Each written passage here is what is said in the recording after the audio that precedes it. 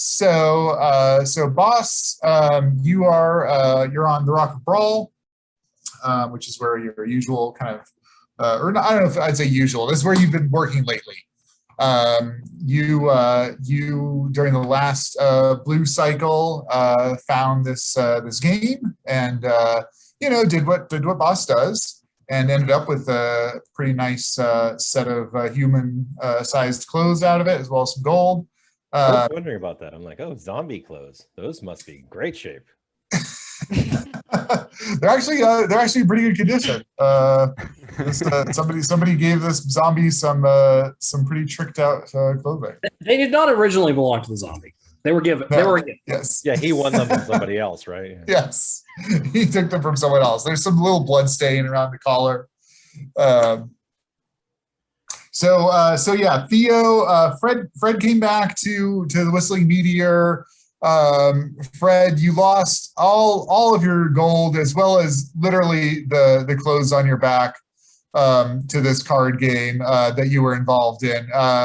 What do you tell Theo as you kind of shuffle back on the ship? And Boxy now is a tree, by the way, a large rosemary tree, quite imposing creature.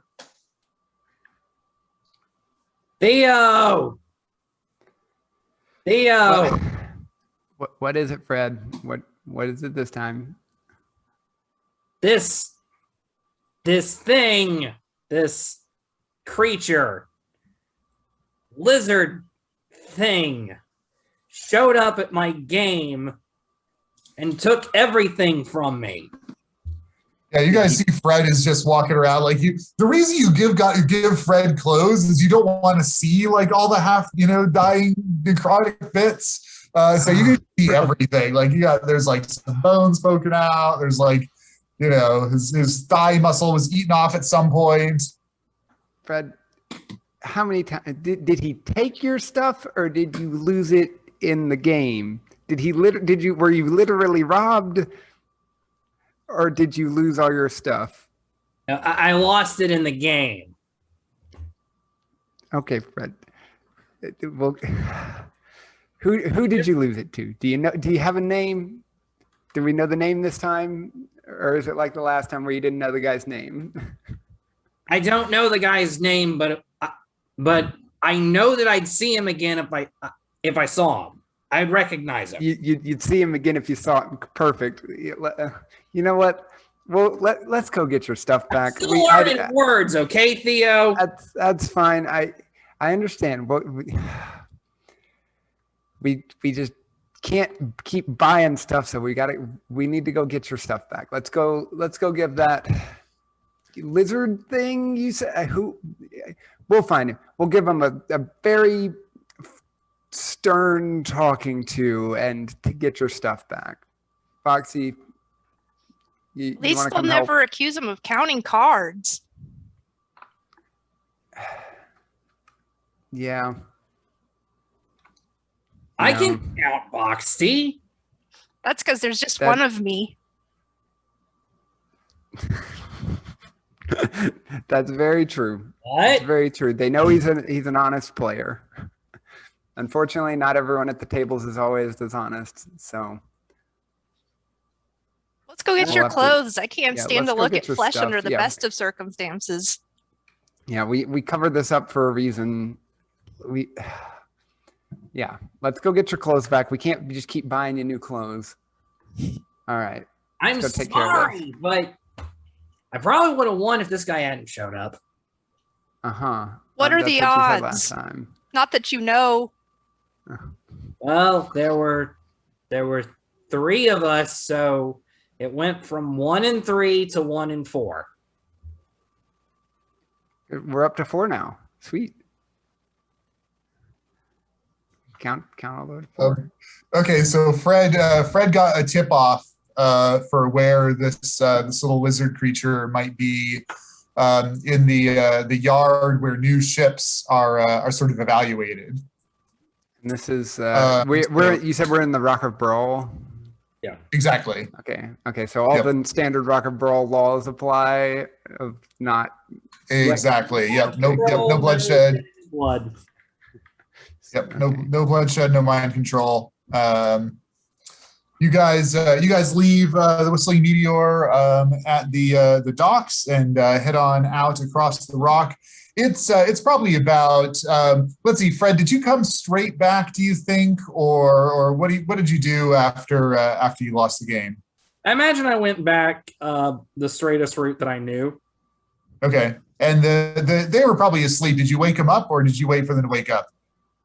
That is a good question. I'm gonna say that I waited for them to wake up.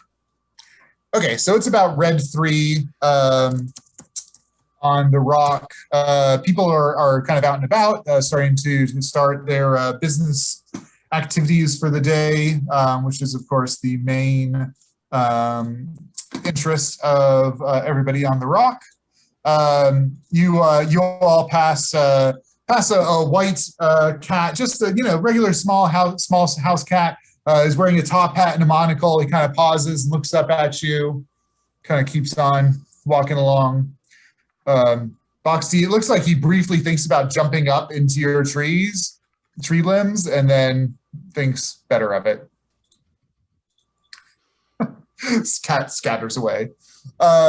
You all get to the yard for new ship evaluations, and you're kind of cruising around.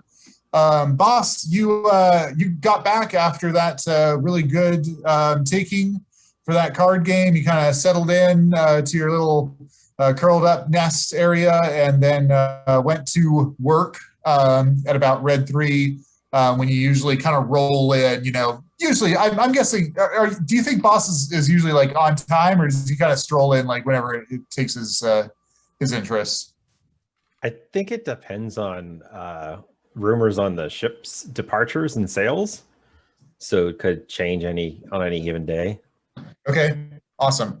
So Boss, you've got a strike ship, relatively newly commissioned vessel that needs to be inspected and approved.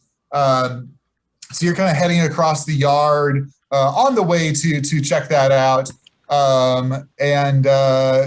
Give me a perception check, Boss. Is it sunny? I don't know how to evaluate Red 3 or whatever it was. It's not sunlight, no.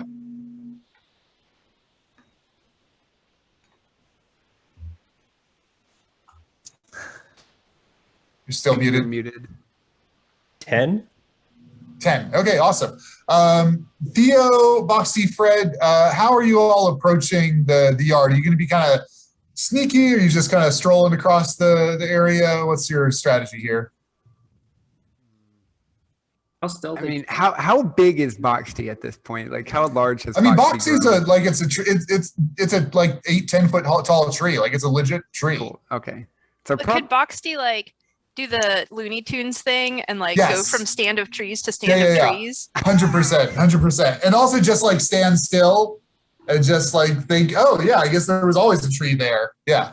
And you and Fred have probably perfected the thing where Fred like hides behind you when you become a tree. It's like Fred's trying to hide behind you while you're just a tree in the middle of nowhere. Yeah, this is definitely your guys' go-to. Perfect.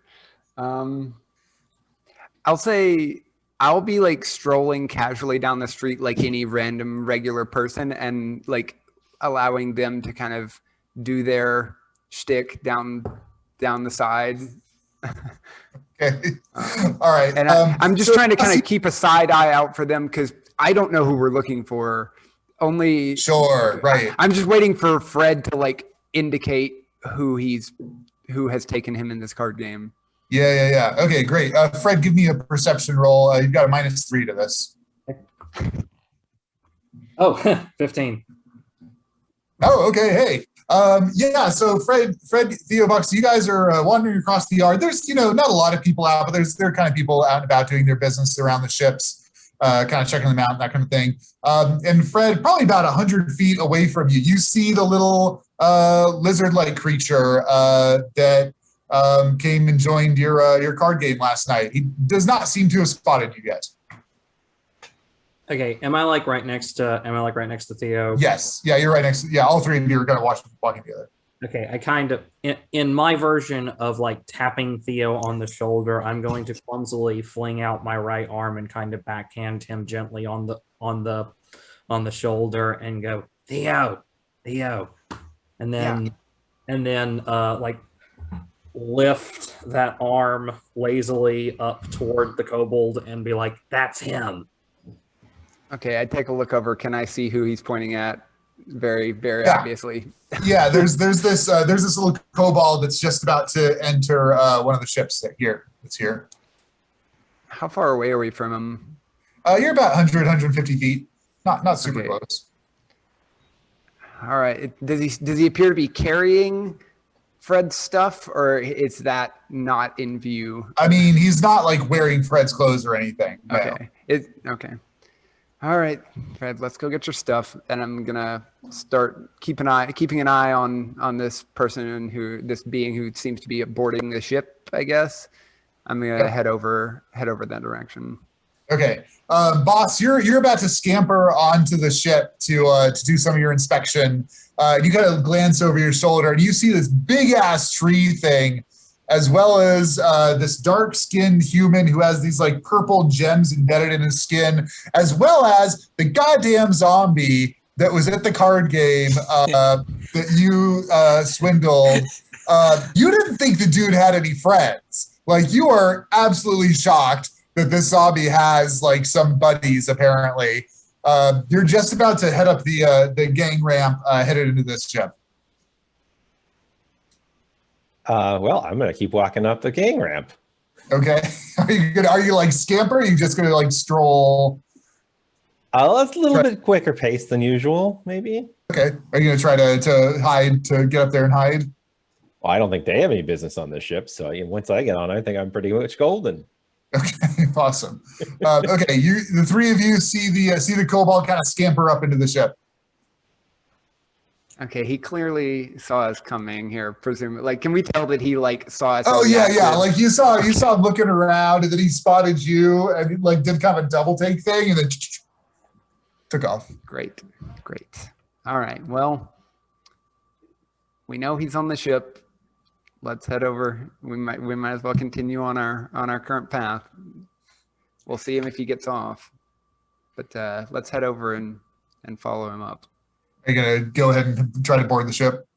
Yeah. Okay, awesome. All right, great. We will end the vignette there, and we'll see how things develop. All right.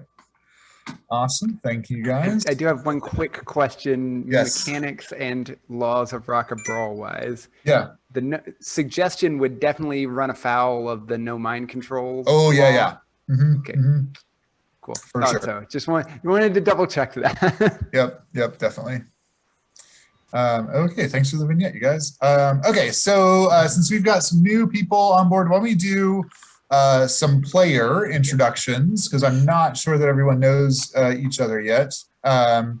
Just a little bit like who you are, any of your little bit of your gaming experience, and maybe where you live, or I don't know, something interesting. I'll start. I'm Eric. I'm the DM. I have played many games for lots of years. I've been doing 5e for a little more than a year now, and more or less all of the games that I run are in this same game setting, and I enjoy having crossovers among them. I'm right now in Minneapolis, Minnesota, working here for just a week, but I'm heading home on Monday. Sam, I've been playing D&D ever since Ken here got me in, 10, 12 years ago, something like that? No, actually, probably not quite that long. 8 or 9 years ago, yeah, I think. But recently been playing in basically all of Eric's games. I think I'm in just about all of them, with the exception of like maybe just the Elves Explorer, I think, is the only one. Are you in the Ravenloft? Yeah. That's right. Oh yeah, that's right. Yeah. You played the played the cleric there. Yes. Yeah, it's a good time. I am currently in Georgia, here in Eastern Time, along with, I think most of us are in Eastern Time. But yeah. Cool. Thanks. Ken? Yeah, so I'm Ken. Like the Barbie doll, I tell people, helps them remember my name. I've been playing D&D just a little, maybe 6 months to a year longer than Sam has been. Started with 4th edition and did a lot of that badly, mostly DMing, and it was hard. But have been filling in and like being the substitute player character for some folks whenever Eric has his players doing stuff that is not D&D, which is sacrilege. But I appreciate the opportunity to play and maybe have a more permanent spot now. So that's cool. Play in other games, Ken? I've done a couple of like slot ins with you, and I've done some one shots whenever I'm like, hey Sam, I'm not doing anything this weekend. I'm just gonna create a little like thing out of thin air in an hour. Let's do it. Oh, that's fun. Yeah. It's not terrible. Yeah. Awesome. Thanks. Will. Hey, I'm Will. I live in Opelika, Alabama. I actually know Sam, Ken, and Eric through Auburn swing dancing. But I have been gaming with Eric for about a year and change now. I've always been a fantasy nerd, but that was my first opportunity to kind of get into tabletop gaming and like tabletop role playing. And since then, I've been involved in several other games that he's done, including this one, another campaign in this setting, and a couple others, and then a couple others with other friends of mine, and that's about it. Yeah, did you ever do that one where you're playing a paladin or something on Friday nights? Did that ever develop? Yes, but we had to put that on indefinite hiatus because scheduling. I only got to play that campaign for a few sessions, and then we're gonna try and sync back up with that back in October or the end of September. But right now that's kind of on the back burner. Scheduling, the ultimate bane of all D&D groups. Yeah, I mean, I've got a couple of. I just started a new one with my best friends from high school. We're actually doing an interesting thing where we're going to be rotating who's DMing. And so player characters are going to there's a mechanic where we're going to like suspend our own player characters while we're DMing. And then we'll take turns running the actual games. In that one, I'm playing a Twilight Domain cleric. Oh, cool. Awesome. Nate.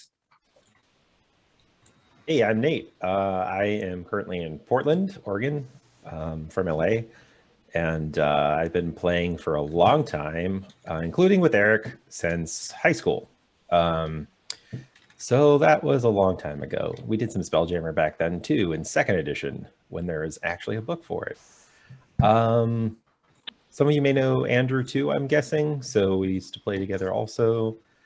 Kind of reconnected a few months back for kind of a reunion game, and yeah, so jumped on that and was like, hey, this is great. So what else you got?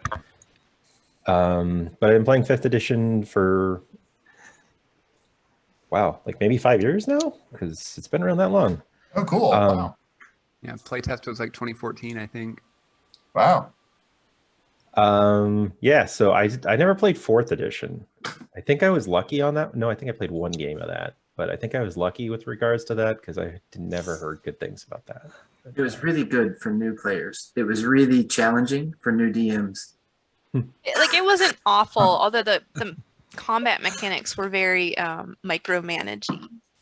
Yeah, lots of conditions to I track. kind of remember that. Yeah. 4th edition. Cool. Great. Welcome. Lizzie? I'm Lizzie. I live in the Atlanta, Georgia area. I know Hoff through veterinary medicine. Most of my gaming experience is through Vampire LARP and D&D. But the last year playing in Hoff's games is easily the most gaming I've done in my life. So, and I think I play in all the games too, maybe, except the Elves game. Yeah, I think I'm you're not in sure. basically everyone that I am. Or were you in the Ravenloft one? Mhm. Yeah, that's right. Yeah. I So yeah, I think turned you're in into a like tree. literally That's right. I mean, Yeah, I you're didn't, but literally I might everyone. any session now. Yeah, any session. It I'm can in all happen. of them except Pi Squared and Elves Explore. Hmm.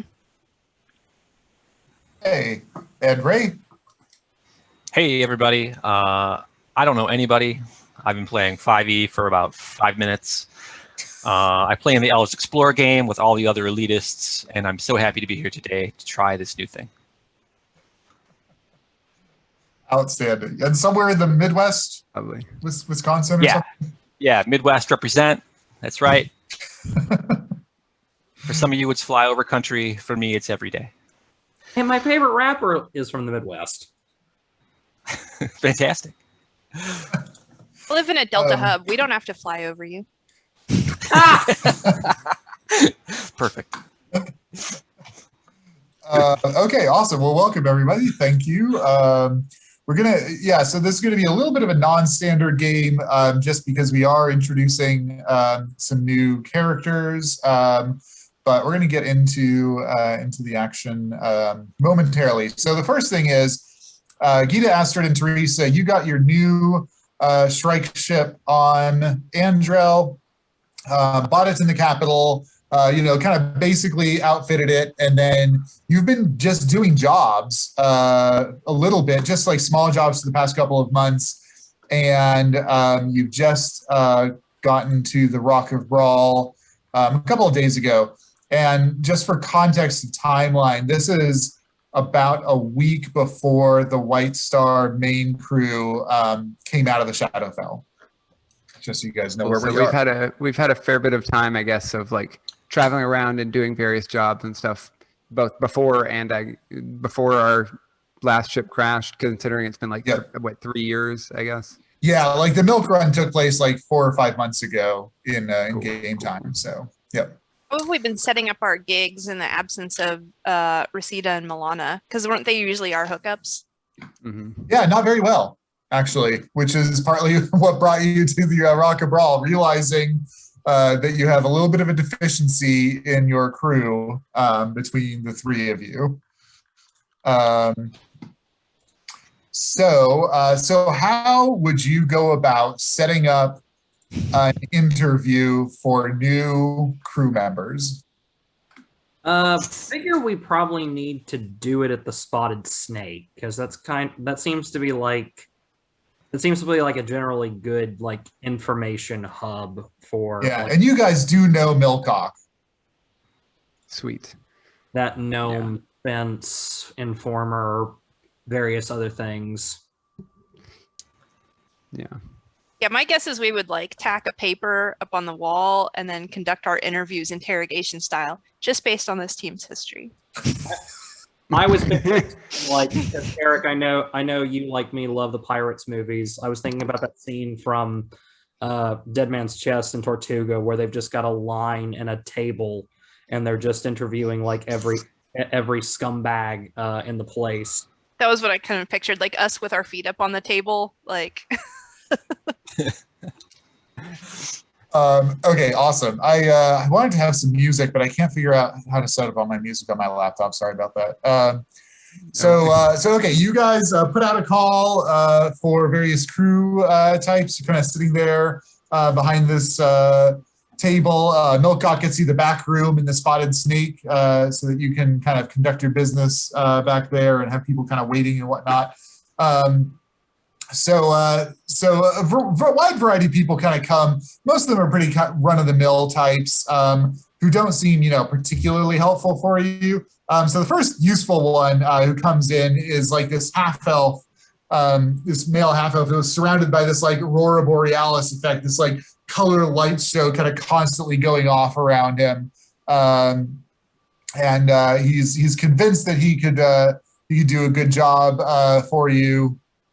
He's like, oh yeah, I can do anything you need on a ship. Look how colorful I am.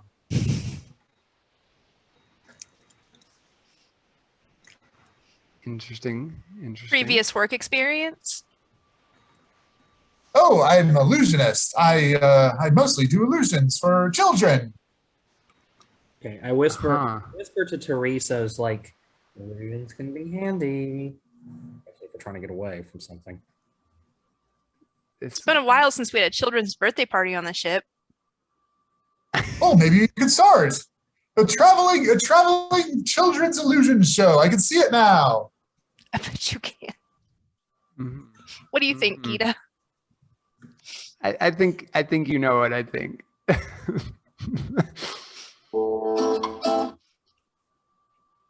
What kind of He tries connections it. do you?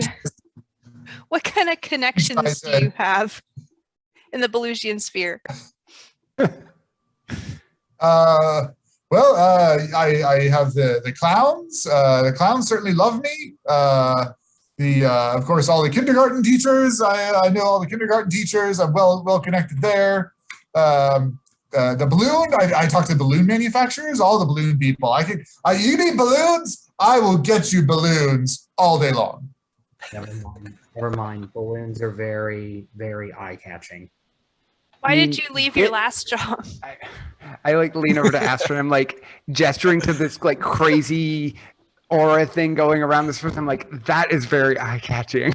Like, never mind the balloons. I kind of thought he might be able to turn it off. He's like to Teresa. He's like, oh well, just one too many illusions gone awry, I suppose. But no, I've learned my mistakes. I need to be more colorful. And he creates this like explosion of this like purple greenish. It looks very sickly kind of color. He's like, I've made a new one. Okay, so I whisper to Teresa, I'm like, okay, so I've run cons where I had to do stuff like this before. This is the part where we give him a card and say,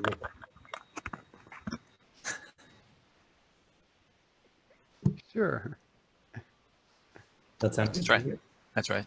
What should we name our ship? Uh, We didn't- I think we should name it the Glittering Vault. But that's me. Ooh, I kind of like that. I'm down. I'm down. I mean, this is y'all's ship, but much like this little interview candidate, you guys are very subdued and chill and blend in.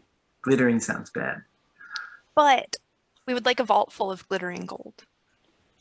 Aspirational? Inside of the vault. Aspirational ship name. Like there's not any gold on the outside of Scrooge McDuck's vault, but when you open it up, it's swimming pool.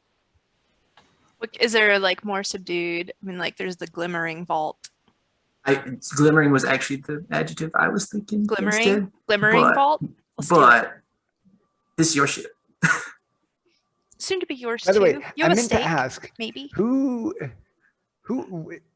have we changed any roles? Is Teresa the captain now? I don't know. I feel like Teresa would Yep. want to be, but Lizzie does not really want to be. For sure. That sounds nightmarish. That's my vote. Yeah, picking order and stuff is a lot of stuff. I'm gonna say, like, Sam would not mind it, but it would maybe be weird for Gita, who is prior to our new hires, the newest member of the group, to step up to captain. Oh, now that I think But about I it, guess it's been a couple of years at this point. That's true. I mean, Teresa could be like soft captain. I don't know. I just.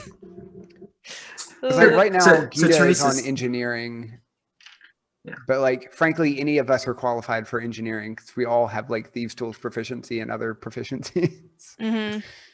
Teresa can be like captain, boss, and Gita could be captain, helmsman.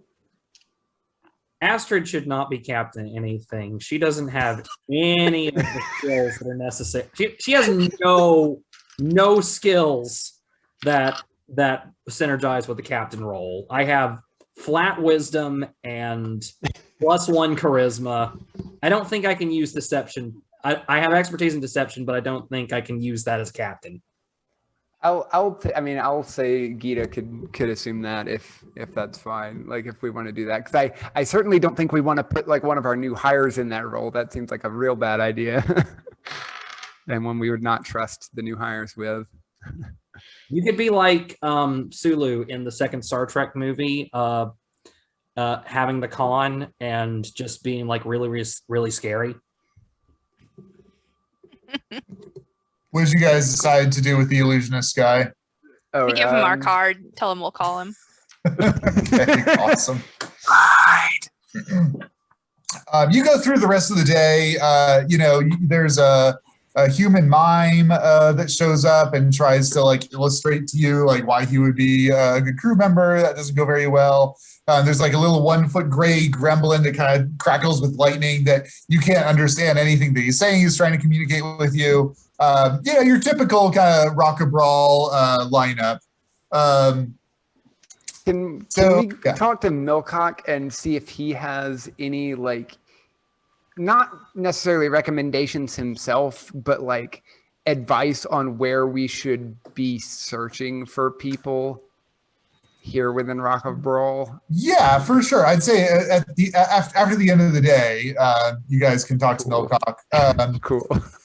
So yeah, you guys have had this fairly lengthy day of interviews that were all a lot like that, to be honest. There's nobody else in the room. The three of you are kind of chit chatting.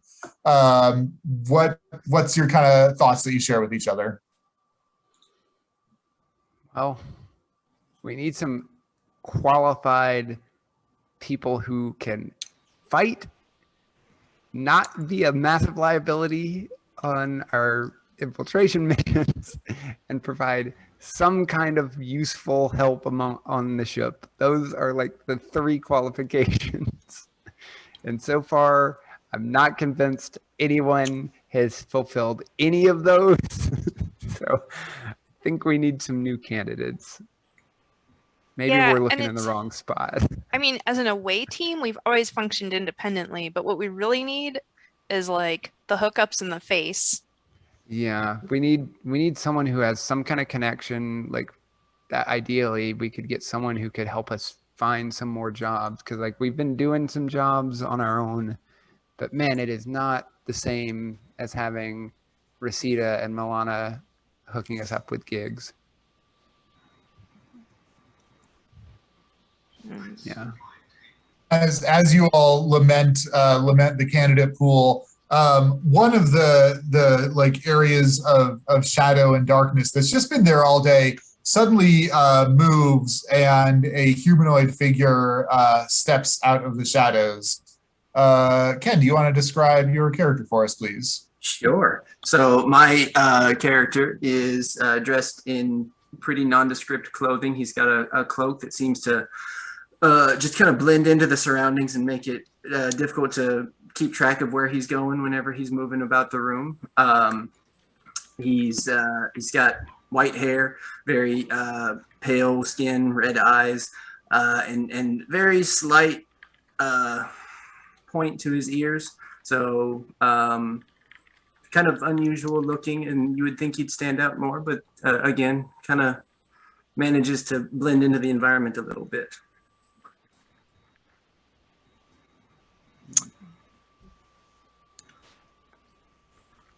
Looks discreet. So Dimitri, you step out of the shadows after seeing, you've been here all day. You've seen the comedy show that this has been, and you probably feel a little bad for these inheritors to Resita's ship and sort of professionalism and lineage and contact and everything. So that's kind of what you've been watching this, kind of feeling a little bit sad for these people. Yeah. So this is what has become of the great Resita's crew. Wait, How dreadful. how do you know that name? Oh, How long have you been Resita! standing there? Oh, I have been here longer than you, my friend. I know Resita. She very, very talented thief. Very good with people. Me not so good with people. Me good with dealing with people. Resita and I have agreement. We provide important things for one another. I do dirty jobs. I make things go away. She give me people to make go away. Is important to my soul. Gives you people to make go away. You see, I need to kill. Is not a pretty thing, but decision should not be mine.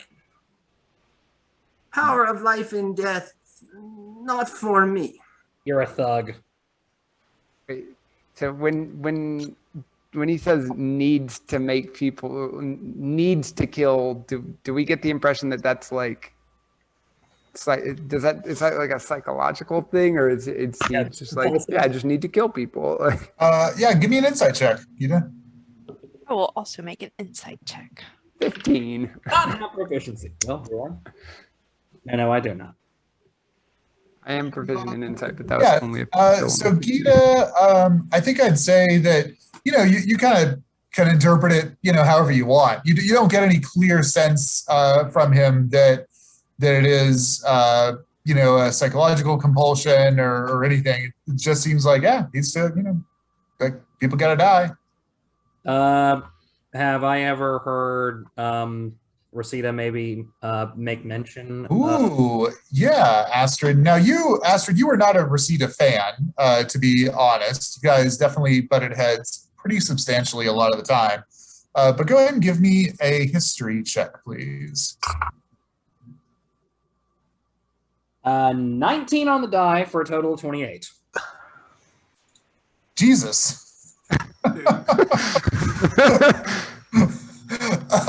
So even though Rosita did not take you into her confidence, you did hear her every now and then reminisce about sort of old times. Like, you all would be kind of on shore leave and having a glass of wine or five.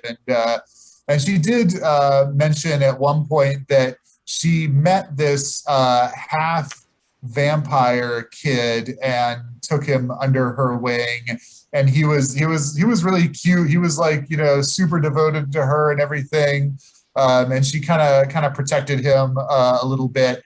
And she tells you that she had to be responsible for him because if she wasn't in charge, he was just like fucking kill people. So she had to be like, no. You kill this people. You don't kill this people. So that's what you remember Rosita telling you about someone that needs to kill people. I remember hearing about you. Oh, good. I wonder sometimes if Rosita talk too much or too little about other people. Mind how you talk. Mind how you talk about Rosita. We didn't get along. Before, but I respect. Well, I'm sorry to tell you, Dimitri, but Rosita talked past tense, and we're more of a money operation foremost and a killing operation only incidentally. I am very capable of not killing. I have useful skills. You see, well, you did not see me all day here, watching you, observing you, recording your conversations, thinking, what the hell is wrong with that mime? I think we were all wondering that, but that I can't deny that none of us noticed you. Likes mimes. I pass in and out of places. I help others pass in and out of places. I just sometimes need a little sip of blood. Mm-hmm. I whisper to Sam and Teresa, if he's the guy Rosita talked about, he means that literally. And then I say, okay, well, we may or may not be in need of crew members on our ship. Can you if he's been standing there all day, he's seen this clown parade of us trying to find new crew members. Yeah, but I haven't heard him say how it could be useful on the ship. Yeah, what you mentioned, you have skills other than being very inconspicuous. What could you bring on the ship? Because that's what we really need is crew members. All ships need dexterous hands, keen eyes. I could man weapons station. I can be observer in what you call crow's nest. You ever done it before? Más o menos. I have done it occasionally. I like to not do this thing. It makes me stand out. But for you, Rosita, it's good people. I would do this thing. I lean over to Teresa and I'm like, well, if he's good with his hands, he could fill in on engineering now that I'm taking a little more of the captain role. That could be handy. We have a strict no drinking from crew members policy on our ship, Dimitri. But of course, madame. I would never drink from one of you. In fact, it's an important part of compact. You tell me I am allowed to drink. How often do you need to drink? I get angry. You know, saying you're not yourself when you're hungry. Sometimes I need sneak on neck. Teresa looks at Astrid and Gita. She's like, we don't need the vault getting any moodier than it already is. I will, of course, never bite you or friends. It's just I become less sneaky. If you don't let me every once in a while, bad guy does dirty deeds. I mean, may go away.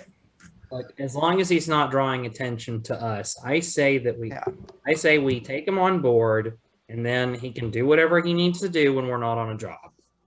I mean, frankly, I don't give a rip what he does to other people as long as it's not us.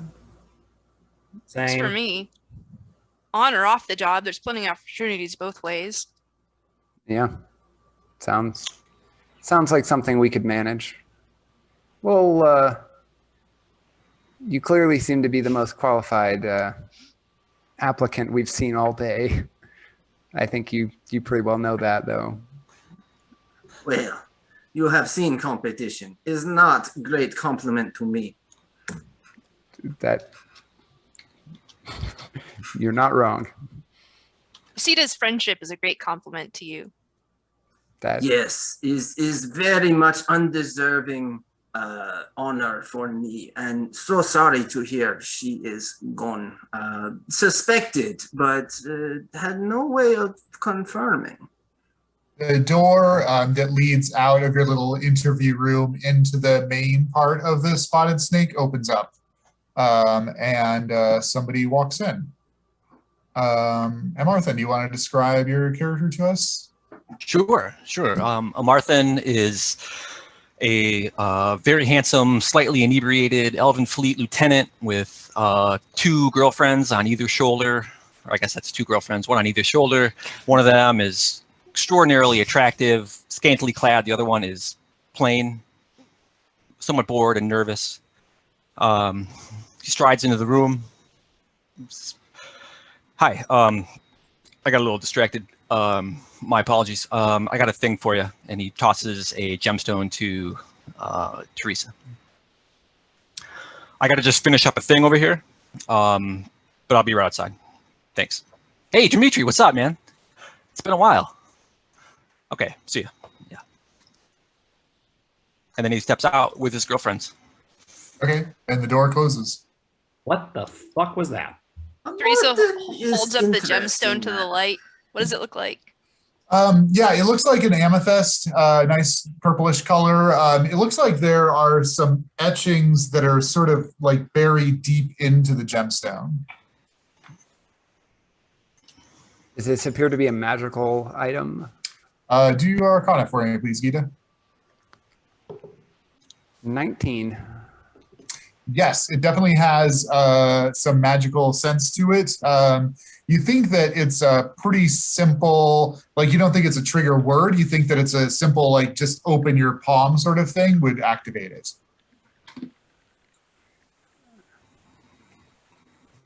You know what that is, Teresa? What was that about? Do you know that guy? If I knew, I'd tell you. I've never seen him in my life. He had on an Elven Fleet uniform. What? Yeah, the lieutenant's suit jacket was open, wide open. Like he definitely was not carrying himself with the rigor and demeanor of a officer. It was more like he had a wide open, somewhat drunken swagger to him. Have we ever interacted with the Elven Fleet, or do we know if Reseda or Milana ever did? We rescued rescued / ransomed back to the Elven Fleet their one of their high-ranking officers in our first session. Yes, yeah. Right. You guys have definitely had some dealings with the Elven Fleet. You know that as a general rule, they're pretty by the book, you know, very structured, militaristic, hierarchical organization. They're pretty straight-laced. Teresa looks appraisingly at Dimitri. You're muted, Ken. What does Dimitri know about Amarthan? Yeah, well, can you guys actually resolve that in chat, Amarthan and Dimitri, private chat with each other? Figure out how you know. Sure. So while they're doing that, Gita is gonna cast Detect Magic to see like what aura this thing is giving off. Yes, it gives off a pretty weak illusion, magic, kind of like a minor illusion potentially.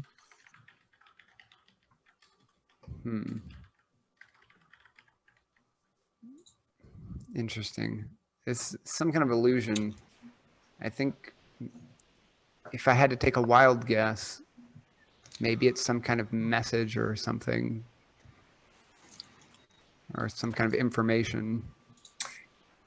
Yeah, I think between your arcana and that speculation, Gita, you're exactly right. You think that there's some information encoded in this thing. Do you wanna try it, Teresa, and see what it does?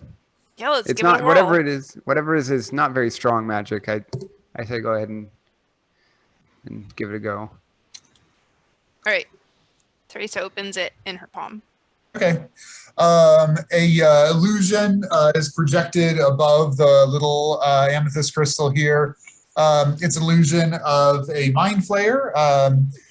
Even though they all like more or less look the same, you guys have had enough dealings with mind flayers to know that this one is one that you've not met before. He's got sort of the classic, you know, space villain cape, you know, hood behind. He's got the wriggling great green tentacles, and you hear a voice. He's not moving his mouth. You hear a voice projected into the room. My name is Demethier, and I have need of your services. There is an agent of ours who has been captured by the Elven Fleet who needs rescue.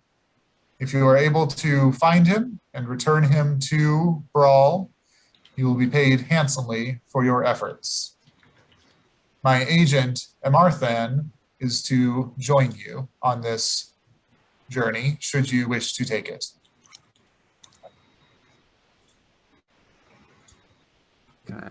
I look over at the crew. I'm like, some kind of elven. That guy is the double agent. He's the mole. The message starts repeating. Huh. Did he say How do we he turn this didn't, off? he didn't have a dollar figure in there, did her? He just said like rewarded well.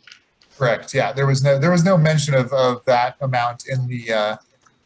Is this consistent with past dealings with the Dominion, or have they generally given us like a more definitive, like this is what we will pay you? or is this kind of their usual deal? No, you guys suspect that you're supposed to negotiate with Amarthan, as he's indicated to be the agent sort of that's making the deal. It doesn't surprise you at all that there's not a hard dollar figure. It's kind of it's always a negotiation process, basically. Ooh. There's possibilities here. Interesting that work found us. I'm curious how they knew.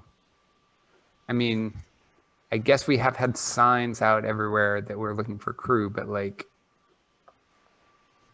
that's not the same as, hey, we're here for like accepting jobs, and especially considering we've worked with the Dominion before. I mean, we still have a rep, however diminished. That's true. Do people know us as like the former crew of the Epiox, or is this like, or is that even known? Have like you guys or the people who we've dealt with in the past? Yeah, how do you want to represent yourselves? Like after you got back to the Rock and when you were kind of doing jobs on the way, did you want to say like, oh yeah, we used to be a part of the Epiox, or not? I mean, by the time of the Milk Run, we had a really stellar reputation in the underworld. Like, we were kind of known as the best of the best. Yeah, I don't know that we have to say we're like the former. We're the, like, we are the, like, would they know us as like by the crew or by like the captain, by Reseda? The captain, by Reseda, yeah. Okay, like we are like Reseda's legacy, is something of that nature. Like we could introduce ourselves as like the legacy of Reseda. Yeah. Okay, sure. And like the crew that brought you such capers as. There you go. Okay, yeah. The people, the crew who ran the jobs for Reseda. Yeah. For sure, yeah. Okay, so yeah, exactly. You guys have a non-zero reputation, not as amazing, and I think that the Strike Ship is certainly not as cool as the Epiox. The Epiox was really what made you guys famous, or at least well known, if not famous. Dimitri, did you want to answer Gita's question? So while the crew was talking, Dimitri kind of poked his head around and kind of traced a little bit where Amarthan was going, came back and said, I have never seen this man before, but I like him. Insight? Yeah, I was about it's like, wait a second. He knew your name off the bat. Why don't you guys give me your bonuses and I'll roll for you. All right, I've got a +5. I have a +0. Nice.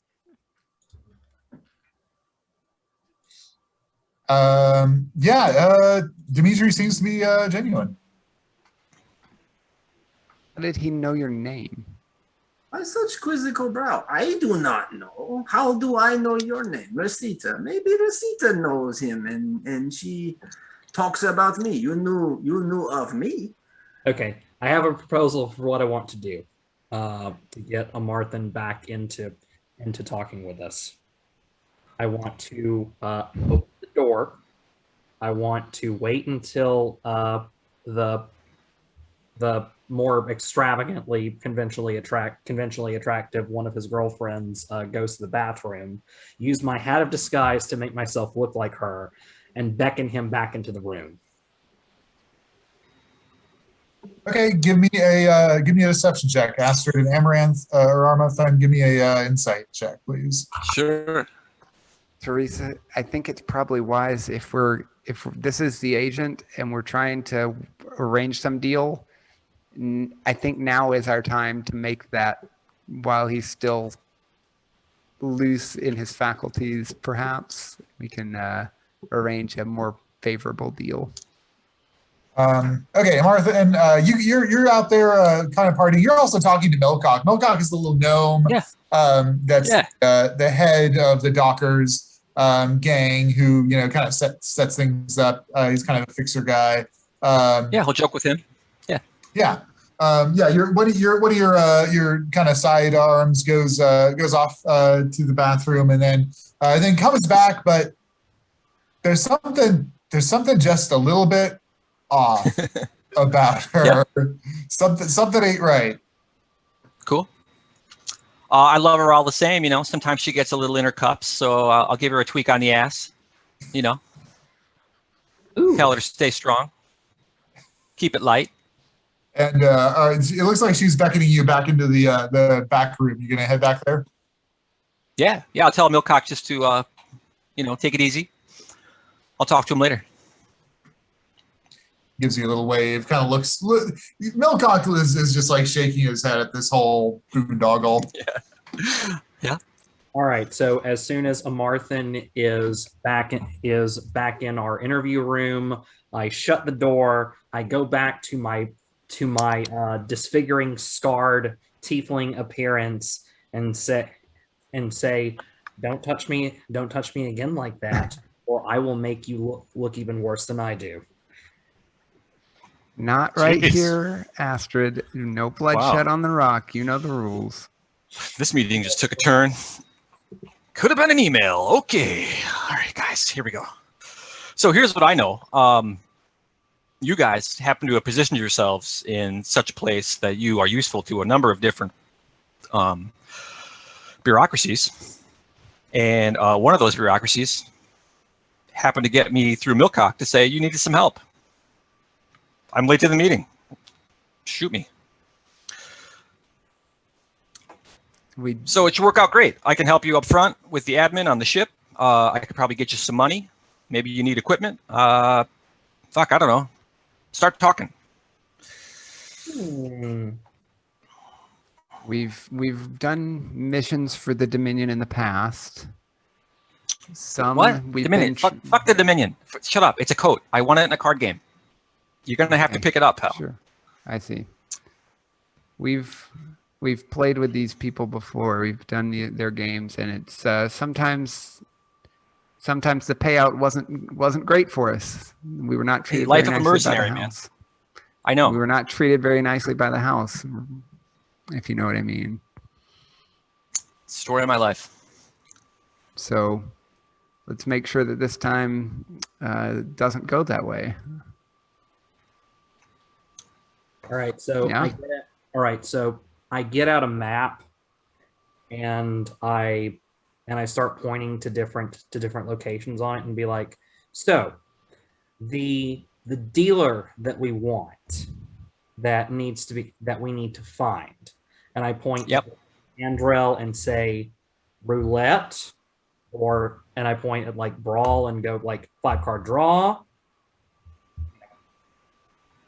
Isn't this place like the reason we're in the Spotted Snake is because this is the place you go where people can't really listen in on your conversations? At least not as easily. The dancing lady definitely. Oh, that was is. the dancing lady. Sorry. Yeah, I'm not sure that the spotted snake is or at least you guys don't know that.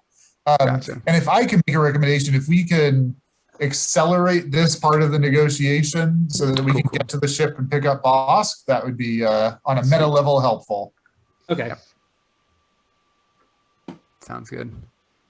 So I think we just need to go through the crew will go through negotiating and work out at least the details of where are we how far do we need to travel to do this job? Yep. What kind of hazards are we going to encounter that we need to prepare for? Okay, let's get you're going to need to give us supplies to handle that.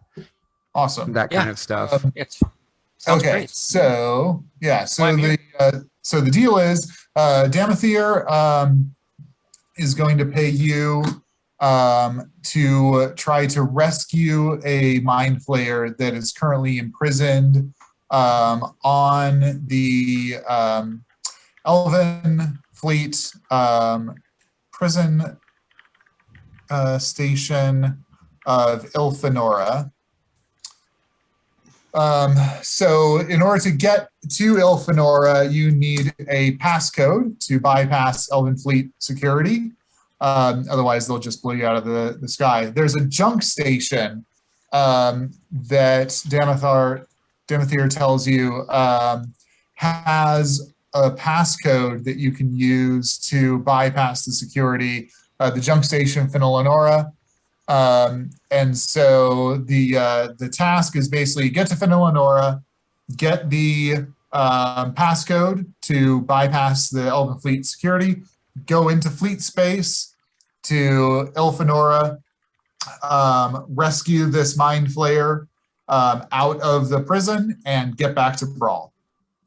Okay, and I think you mentioned it in the email, but maybe you didn't mention it here, but I think I recall it from like the setup email for this. But don't the Elven Fleet like don't realize what a valuable person they've captured? Yes, exactly. Right.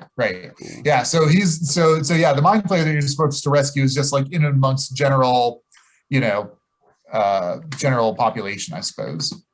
Cool. And then whoever's going to negotiate can do a persuasion check for me. Who is That should probably that's be probably Astrid, right? Or Teresa? no, mine not was me. not good. I have +5. All Yeah, right, that's Teresa. Can we try and like get any advantage considering the person we're negotiating with is inebriated? I got a 22 anyway, so I don't know. I don't think he's actually inebriated. Just Okay. pretending. Yeah. Cool. So 22, Teresa. So you get that Damathier will pay you 10,000 gold pieces for this job successfully executed. 1,000 for supplies, etc. on the front end, and then the other 9,000 paid upon delivery. Nice. Can we get a garden with that for the? You already have one, or at least Yeah, I was going to say, I believe we set that up with Yep. our initial ship setup. Oh, okay. So that is the job. And then you have star maps to Ilfanora as well as a star map to Finlanora. So we need to figure out the passcode when we get to Finlanora. We don't already have that. No, you need That's to where find it. It's in like there's like an archives in like a control room where you should be able to dig through to find some passcodes that will work. All righty. Cool. And is this jump station like is this some place that's like low enough security we're going to be able to like infiltrate without too much trouble? Or are we going to be what do Yeah, I mean, it's not Martha have any idea? It's not like highly manned, it's not, it's a junk station. So it's not, tons of it's not crawling with elves or anything like that, which is why Damathier sent you to there as opposed to somewhere else to try to find a passcode. That's not to say that there won't be anyone there, but it's pretty low priority for the fleet. Do we know anything about the security level on Elfanora?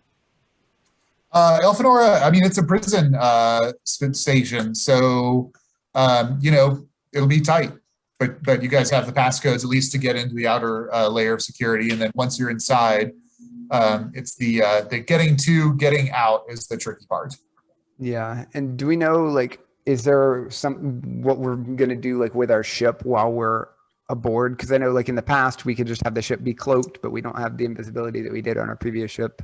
So Yeah. like I don't know what we do with our ship while we're on nothing. station. That's gonna have to be part of the solution. Cool. That Damathier does not have anything specific on that score for you. Sounds good. But the assumption is that if you have the passcodes from the junk station, that should get you pretty well in. Yeah, that'll get us like clearance to land.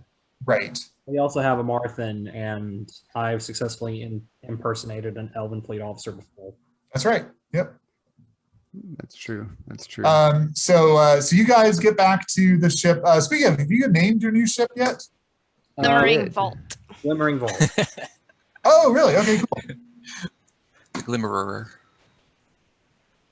Glimmering Vault. Hang on a second. Let me get back to that. So before we take off, do you guys need to stop? Supply depot? Grab anything? I assume we can get like all our basic like food and supply and like ammunition and all of that. Yes. Yep. Yeah, you guys got everything. If we're just getting like money paid to us for supplies, is there any way I could get a way to carry a few more arrows with me? Because I think right now we've got me limited to like 30 arrows, and it's very easy to blow through those real you do fast. tend to run out of arrows. It's true. Yeah, I think it's fair to say that you could have enough on the ship to like resupply between encounters. Cool. And did we get our magic items? We got our magic items identified. Do you know what they are? No, because nobody emailed me. So That's fair. You know, I'm sorry, but that's how my okay. life works. That's totally fair. All good. The Yeah, we can have those busy. in the future. Okay, so you all are on the vault, and you're in the well, I think I'd say you're in the galley, kind of chatting about things and whatnot. And you all hear a and so the vault is getting basically checked out on the Rocket Brawl on its like initial sort of inspection, basically. To make sure that it's all space worthy and everything's working the way that it's supposed to, et cetera. This involves a series of bribes to various agents to give you the certification, check off like, okay, this is good, et cetera. And so this is the last day of that process. You guys have paid all the money that you have to pay for it, et cetera. And you hear the kind of scratching clawed footfalls of the kobold who's been in charge of this process, who calls himself Boss. Boss, you're skedaddling from the tree, the zombie, and the purple crystal face guy. And you kind of turn the corner into the galley. You didn't really expect the crew to be on board, but here they are. You guys see Boss kind of scatter into the galley. Boss, how are you feeling? Are you still pretty calm, cool, and collected, even though these three are coming after you? Are you looking nervous, or how's Boss coming across? Pretty calm still. And a lot of pressure situations, so just trying to keep out of the way. Keep telling people what to do. Consult my rule book. Things like that. Okay, awesome. There's definitely safety and rules. I think you got the wrong ship, but if you turn yourself right back around now, we won't hold it against you. What? No, this ship is undergoing inspection, and we're almost done. But hey, hi. Anyway, these crates are stacked a little too high. You're gonna need to balance those out. You can't have like crates, and then because sometimes in space you get jostled a bit, and things could fall and hurt people, and representing the crew union here, that's not safe. We're all non-union, so that doesn't pay mean dues. that That's for union fucking law sure. doesn't apply. So so right Boss. here on page 308, it says all ships okay, must and abide I'm by just going. I union like law. unstack the crate. I start unstacking crates. Hey, boss. That was a union job, and I believe you have just assumed union membership. That will be 3 gold. I'm pretty sure we already paid you that. Paid you You that yesterday. just told me you are not union, but you just did a I've union paid job. all the things I need to do. We're not paying anymore. That We've is a already paid everything. violation. That is 5 gold for pirating. You can put it against my membership. You can put it against my membership, and I'll be that'll be my write-up. I'm pretty sure you gave me a form on all the ways that you can get written up and in violation of the dues and all that jazz. If you need another copy of that, that'll be 3 gold. Oh, it's still here. And I pull out like a crumpled wad of paper out of my pocket. I'm actually going to use thaumaturgy to make my voice like really scary and demonic, and my eyes glow with green fire, and say, "We're not paying you anything." You hear you guys hear a knock on the door of the galley. Oh, for Christ's sake. Teresa goes and answers it. Teresa, there is a fucking tree on your ship and a zombie and a guy that looks like he has crystals embedded in his face. Teresa closes the door. I cannot tell if improvement over earlier candidates or not. I Look, have let's- no idea what is going on here. Let's subcontract with the guildmaster and then let's move it. You know. Hey, boss, I'm glad you're still here. Do you have a subcontractor's license? I don't have a subcontract. Oh, you want to acquire a subcontractor license? I Do can you check have there. one? I'm not a subcontractor. I am the head of this business. I'm I a government understand. appointed official. I'm so glad you said that because we both know that any dues paying union member is afforded an orientation before he's expected to assume his first duty. You are trying to pull a fast one on my friend. I don't know what you're talking about. He already assumed the duty. your so job. I can't do anything about it. Door's over there, pal. That is indeed a door. Now you can go outside. On if the, you'd on the like. other side of that door, boss, are the people who are after you. They knock again, Teresa, somewhat more insistently. Boss, unless there's any inspection left to do on our ship, I think our business here is concluded. There's I need to make sure that she's space worthy. So we're gonna have to launch Go. and see that there's no holes in the air pocket. And No, boss, I'm sorry. You've got 5 minutes to finish your inspection, and then you will be leaving our ship. Are you threatening me? No, I'm telling you what's happening. I believe you're Thank you, trying Teresa. to. A threat would Give it contain the work. consequences. I'm just explaining to you what's going to happen. And it's starting to eat into your time, and I know how important that is to you professionals.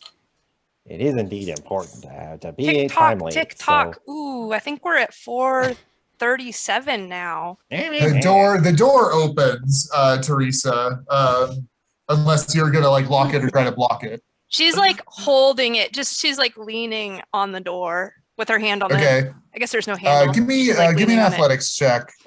Actually, roll for you and roll for Box D. Okay. I love it.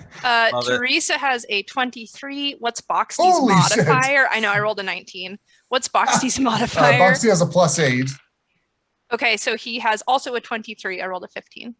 Okay, that's that. So So is the door sort of just like pushing? yeah, back exactly. And forth Like it's just between the pushing. two? Yeah, like Can Theo get a line of sight in to see that kobold? not Through the the like kobold. Yeah, and as the door is rocking back and forth, a rotting arm throws itself into the gap that is created sometimes, Teresa. Oh, gross! No. Oh, that's gross. There he is. Teresa like says out through the gap in the door, "Wrong ship! Wrong ship!" Right lizard. Right lizard.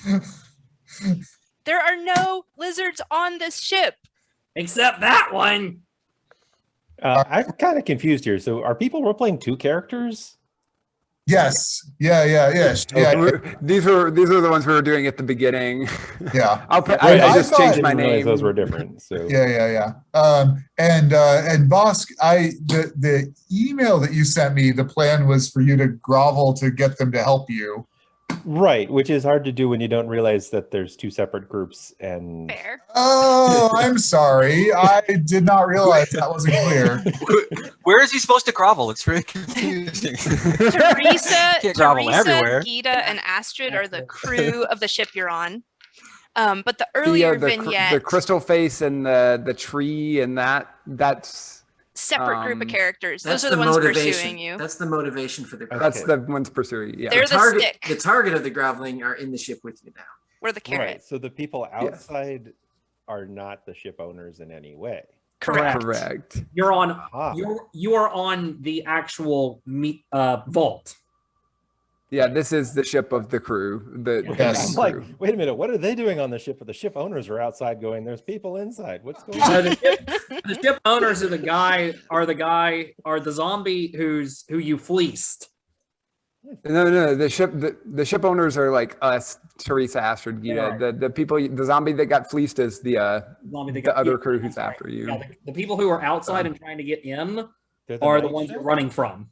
And lucky Yeah, for yeah. boss right now, Teresa seems relatively insistent on keeping them out. Yeah. All right. Yeah, yeah.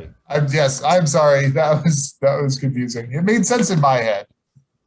I guess we also had a lot more context having known these characters before.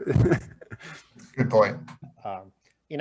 Those boxes would go really well in front of the door over there. I think that it would be safer. It would prevent that air pocket from opening because the door is open. We might want to do that. And I just start putting all my weight into one of the boxes to try to shove it that way, which is a good 25 pounds or so.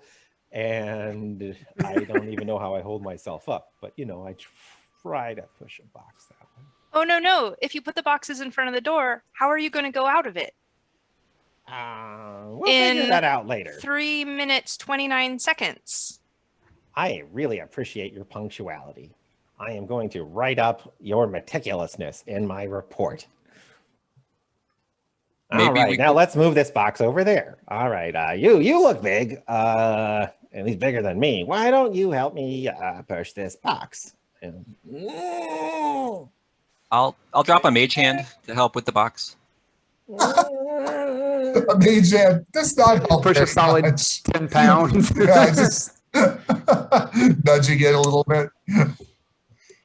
So Dimitri, what are you doing during all of this nonsense? Dimitri is kind of he's a little bit scheming, and so he's gonna say, little dragon folk, are tree and zombie trying to eat you? I don't know. I don't like them though. They look You bad. see, they look hungry, and you look like delicious snack. Thank you for calling me delicious. That's what Mommy used to say. My comrades are highly motivated by the money. Oh, yes, money. Me too. Let's take off and make some money. Yeah. The sooner we get airborne, the sooner we make money. I'm gonna go back into my demonic guys and be like, give us one good reason why we shouldn't just throw you to them right now. I might need more than one at this point. the door's still like being. Our friend is getting a little impatient. Like I said, I'm really good with cargo and rules, and I got star charts and rules and manipulation for you, and manipulation of rules to reduce fees when we I go places. I can definitely work with the bureaucracy to minimize costs. How about this? If I'm you getting into our inspections. Please take me with you. Oh God. They're gonna hurt me. I'm delicious. Ida, I don't know if I can take another 2 minutes, 17 seconds of this. All right, how about this? We were supposed to get off here with our inspection done tomorrow. How about you? Can we be done with our inspection right now? Yes, we're done. How's we're that? Done. We're done. Okay.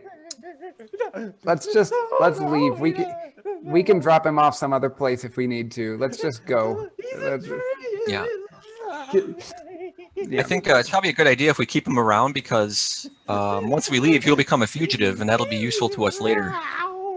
Puts one talent on the line, and we throw him out. And we throw him over the gun wall. You look so pitiful. This poor little kobold groveling and cowering and begging for you to help. He really does. Even in your cold, mercenary hearts, it like makes you feel just a little bit sad. Teresa, even if you told me I could eat him, I would not. All right. He's so sad. But we're dropping him off at the nearest home for wayward whatever. Yeah. At the risk of causing some potential problems for them, can I have Theo do something? Sure. Can Theo just like through the crack in the door at no particular person, since he wants boss, but he can't see him. Can he just like cast sleep just in the middle of the room? Just blast see the what area with sleep. Yeah. And hoping that he can get boss, but just to see what happens. Yeah. Go ahead and roll your 5d8. Cool. He's gonna do it as a second level spell, so it'll be 68. See it? Okay, awesome. Or wait, it's 2, so it'll be 78 because it's 78, 2 for each. Okay, cool.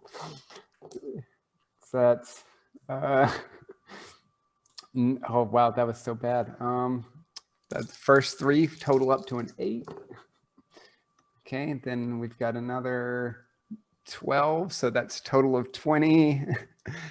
And then one more 28 hit points worth of sleep. Does that? I don't think anyone's hit point. So Teresa's the closest, and that doesn't get Teresa. Well, he's trying to put it up in the room to where he can guess it's gonna hit the kobold, but fair. he can't really see. Also, Yeah. I'm gonna roll a wild magic surge because he just cast a spell. That'll be interesting. Okay, he's fine. No wild magic surge. Roll a d6 for me. Cool. Okay. 6. Fred stops waving his arm and stumbles back and kind of blinks his eyes. Ah, dang it. Theo's like, Fred, no, it was not. You weren't supposed to get hit. He curls up around. Oh, gross. He's not wearing any clothes. His clothes right now. So He doesn't have any clothes. Rotting zombie.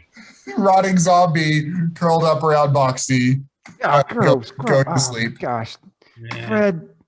Okay. In Theo, I just wanted to try that as Theo and see what happens. Dear God, I thought Falcon was put upon, but then Okay. So how are you guys going to get these interlopers off of your ship? So right now they just have an arm in the door, right? Well, no, the arm's gone. So you're back to like warring with the door. You know what? I will cast They darkness. did cast some kind of spell, so they got a magic user out there. I will cast darkness outside. Just I don't know what's going on. Just let them roll around in the dark. Okay, fair enough. We need to get out of here. These people are trying to forcibly board our ship. I don't know what's going on. I'm just going to take off. I think we should just take off. Teresa, you want to hop in the pilot chair? Yeah, someone's gonna have to hold the door though. Or we Right. could, little guy, if you want to start pushing boxes. Gita comes over and Gita is not very strong, but Gita's going to try and help with the door. Dimitri's going to also help Gita brace the door. Awesome. And Nate, I think you're muted somehow. Not on Zoom, but I can't hear anything you're saying. Got muted. Okay, there we go. Yeah. I was asking if there's a gangplank that could be retracted internally. There's not. It's kind of how you came up. The strike strip is basically a bird, so the claws are how you kind of board the thing, but it's not well designed for kind of on ramp and off ramp, as it were. Okay. Is there a door lock? Yeah. If we can get the door shut. Yeah. Well, between Dimitri, Astrid, Gita, you guys all get the door shut. Teresa, you're able to take the helm. You all take off, shake off the interlopers. Boxy, you get tossed out. It's just darkness. Boxy gets tossed out, cushions the fall of Fred and Theo, and see the ship that has a little kobold that fleeced poor innocent Fred, who's just trying to understand statistics, takes off into the darkness around Brawl. Nobody cares about statistics. Taking advantage of people with negative modifiers, shame.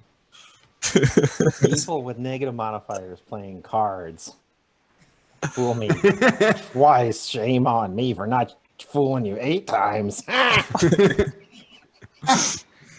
So yeah, Fred, you wake up as you hit the ground. So Fred Theo, Boxy, you're all sitting there looking up at the ship. What do you kind of say to each other? Oh my gosh, Fred, again, we got to get you new clothes again. I How tried about to this? I tried to about get this? him back, but No more gambling card games until you learn how the game works. At least learn how to play next time before you start betting your clothes. Please. We're gonna have to find you clothes so bad that no one wants to win them. Honestly, Boxty, I think that's probably our best bet. Because if no one will take them, you can't bet them. Because no one wants them.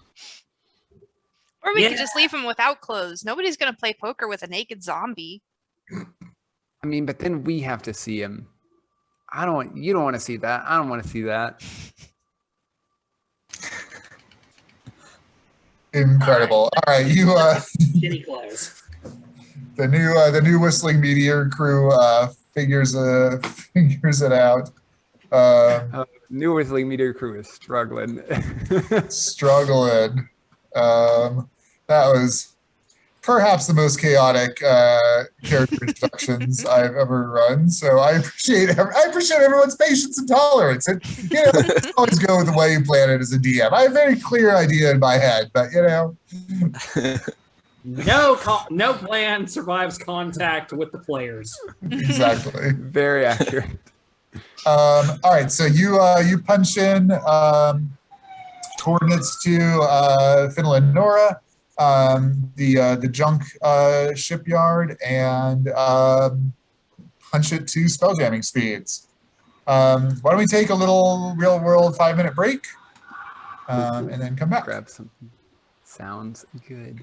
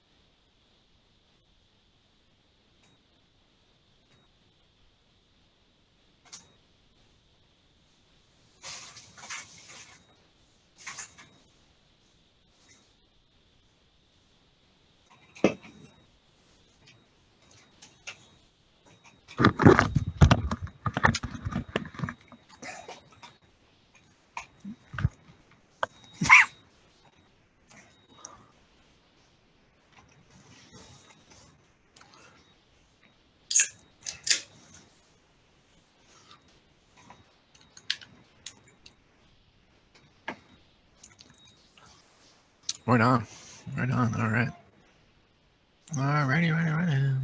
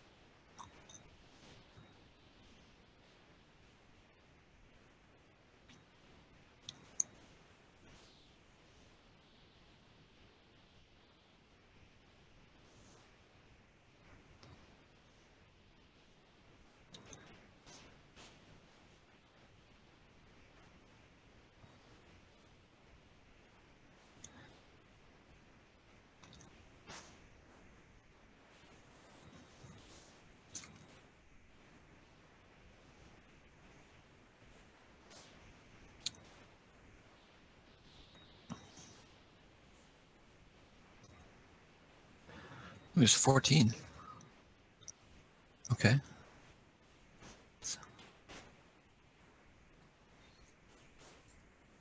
What's that? Oh, I was just talking to myself, trying to interpret Okay. crazy expensive. Oh, right. Sorry. Yeah, there's some of them that's like many thousands of gold, and I can't remember. I Yeah. have all my resources. I'm all about saying yes. You Yeah. know, whatever to the scene potential, and so when you're like not crazy expensive, I'm like, well, none of those are crazy expensive. But that's not necessarily a yes statement.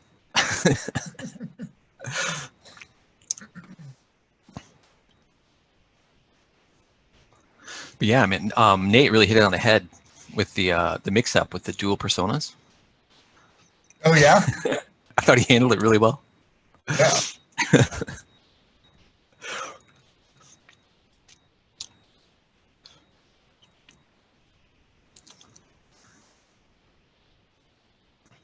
Oh goodness, apparently turning my camera off and back on completely resets my exposure again.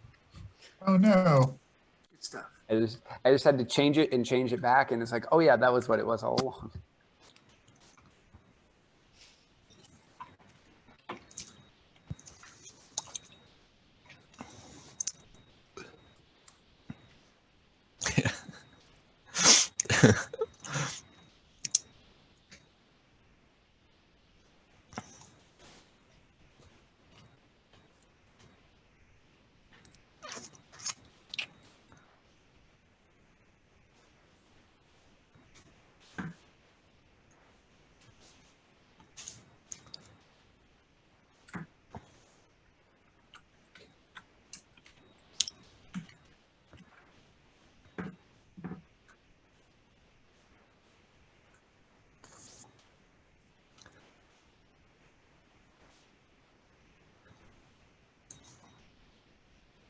So are the other previous crew members retaining their positions on the ship?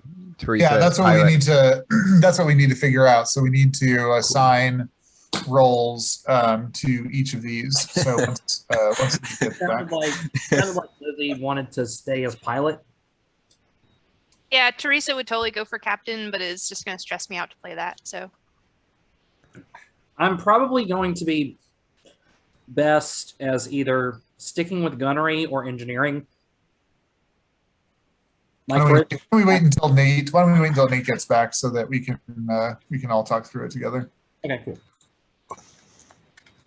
You have to remember to mute my mic because my mom stopped by last night on her way back from the beach on taking a little trip. They stopped at Buc-ee's and Mom bought me like all the snacks. Wow. That was nice of her. Mm-hmm. Nice. I was dog sitting for her. So I just had a thought rereading the ship mechanic thing. The captain action into the fire, nobody's ever used. And I think it's because it's not as good as support department.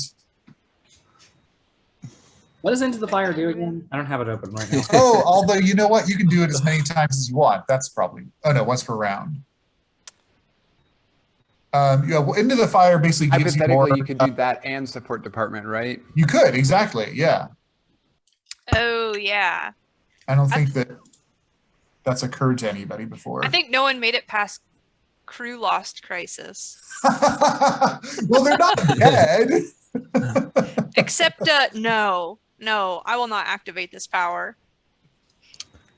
10% of the cruise ship are affected. Constitution saving throw. On a success, they lose half their hit points. On a failure, they fall to 0 and begin making death saves. That's not bad. I mean, I'm a now little that we've expanded our crew pool, we have reserves. Reserves. Oh no, it says if the crisis is not resolved by the end of next round. So you've got a whole like round and a half, depending on when the captain goes, to resolve that. So, like, if we were trying to escape, it's a great deal. If we're trying to do anything else, it's a shitty deal. If That's we're in a a fair point. firefight, we're never going to use it because we might already be accepting crises. Yeah. But if we're just trying Yeah. to gain escape points, then well, heck yeah, yeah, if we need can do more boost points engines like and escape. right now. Mhm. Yeah, Right. because right. the other thing I was thinking of is like if a crew member goes down to a crew crisis, then we're losing the CP that they would have generated. So gaining Right. the CP might not.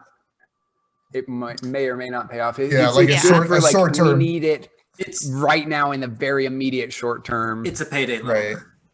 It is Yeah. very much a payday loan. I would think that I would say if we made it so that you only get the crew lost crisis on a success, that we'd be way more likely to use it. Because otherwise, it's like a yeah. huge liability for It's us. a pretty big gamble. Right. Right. Yeah, That's because a you good could point. hit the crew loss. You could take a crew loss. You could crisis take the loss and still not fail. make it. That's true. Yeah. That's true. Interesting. You could Okay. make it. So I don't know. So that makes it pretty low risk unless you actually get a payoff. I wonder if it might be better to do something like you roll a percentile or something to see if there's a crew loss as a result. That way, there's always some risk associated with it Right. potentially. Yeah. But you Well, don't always. maybe not a crew lost crisis, but some kind of crisis. Yeah. Okay. Well, I'll think about it. We'll see. We'll see if we can one day engineer a situation where it makes sense or is useful. Okay. So yeah. So discussion. Let me just break it down for everybody so we're all on the same page. So pilot, the most useful thing is for them to have dexterity and spell jamming skill proficiency. Captain could be anyone. You really don't have very many skills unless you take the Into the Fire, and then insight, perception, or persuasion would be meaningful. Engineering, you would want someone who has some kind of tool use, so not like a musical instrument, but almost any other tool use I'll accept for engineering. For gunnery, you want someone with good perception and dexterity, because that's what's used to fire. And then communications, not a whole lot needed for communications in terms of skill. The only things might be deception or persuasion. I'm really good at talking to people, as you've seen. I'm like a people person and stuff, and I know the codes. I speak at least 3 different languages. I lower the chair in front of communicate. Wait, no, I raise the chair in front of communications. I go, look, it's the right height for me and everything. I jump in the chair and swivel. Awesome. Okay, so Bosco for communications. Teresa seems pretty well ensconced in the pilot's chair, but if someone wants to try and challenge her for it, we can. I think Play that she's out. looking really good. Teresa's looking fine. In charge. Do other people have tool proficiencies that could be put to good use in the engineering? That's what Gita was in. So Dimitri Pretty does handy have with a wrench. Yeah. tool proficiency, but I didn't actually pick the tool because I forgot to do that. So Thieves tools is a very popular one on this ship. Yeah, Yeah. literally. Me, Is there a and request Teresa here? and Astrid all have these tools. I was just Are saying, if there- you want to be part of the club, I did ask Eric if I could do Thieves Cant as my extra language so that I could, be a part of the club. I have proficiency with calligrapher supplies, cartographer's tools, disguise kit, dragon chest, forgery, navigator's tools, and thieves tools. So unless somehow the navigator's tools are going to apply to engineering. any of those can apply to engineering. Oh yeah, I was gonna dragon say, chest, frankly, definitely. most of those, Whatever. All right. And Between the calligraphy, yeah. I'm thinking between engineering and communications, Astrid can do whichever one of those that Boss doesn't. And I feel like either that or I can do gunnery. Because yeah, gunnery just needs good perception and good dex. well, my perception is I have I have proficiency in perception, but it's just my proficiency bonus. My wisdom is flat. If somebody has better wisdom and better perception, they might want to be gunner. Anybody have good Dimitri, boss? No. Sorry, what was the question? I was looking at Good the tool list. perception. Do you have good perception? I and dexterity?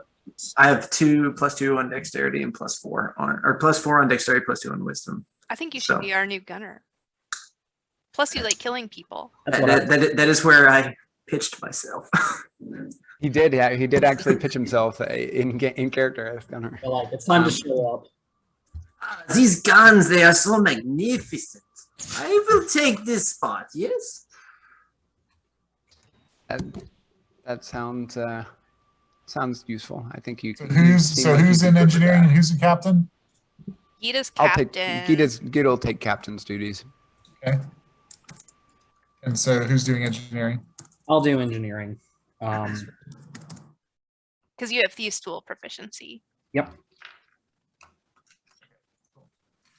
Okay, let me just put this in the chat.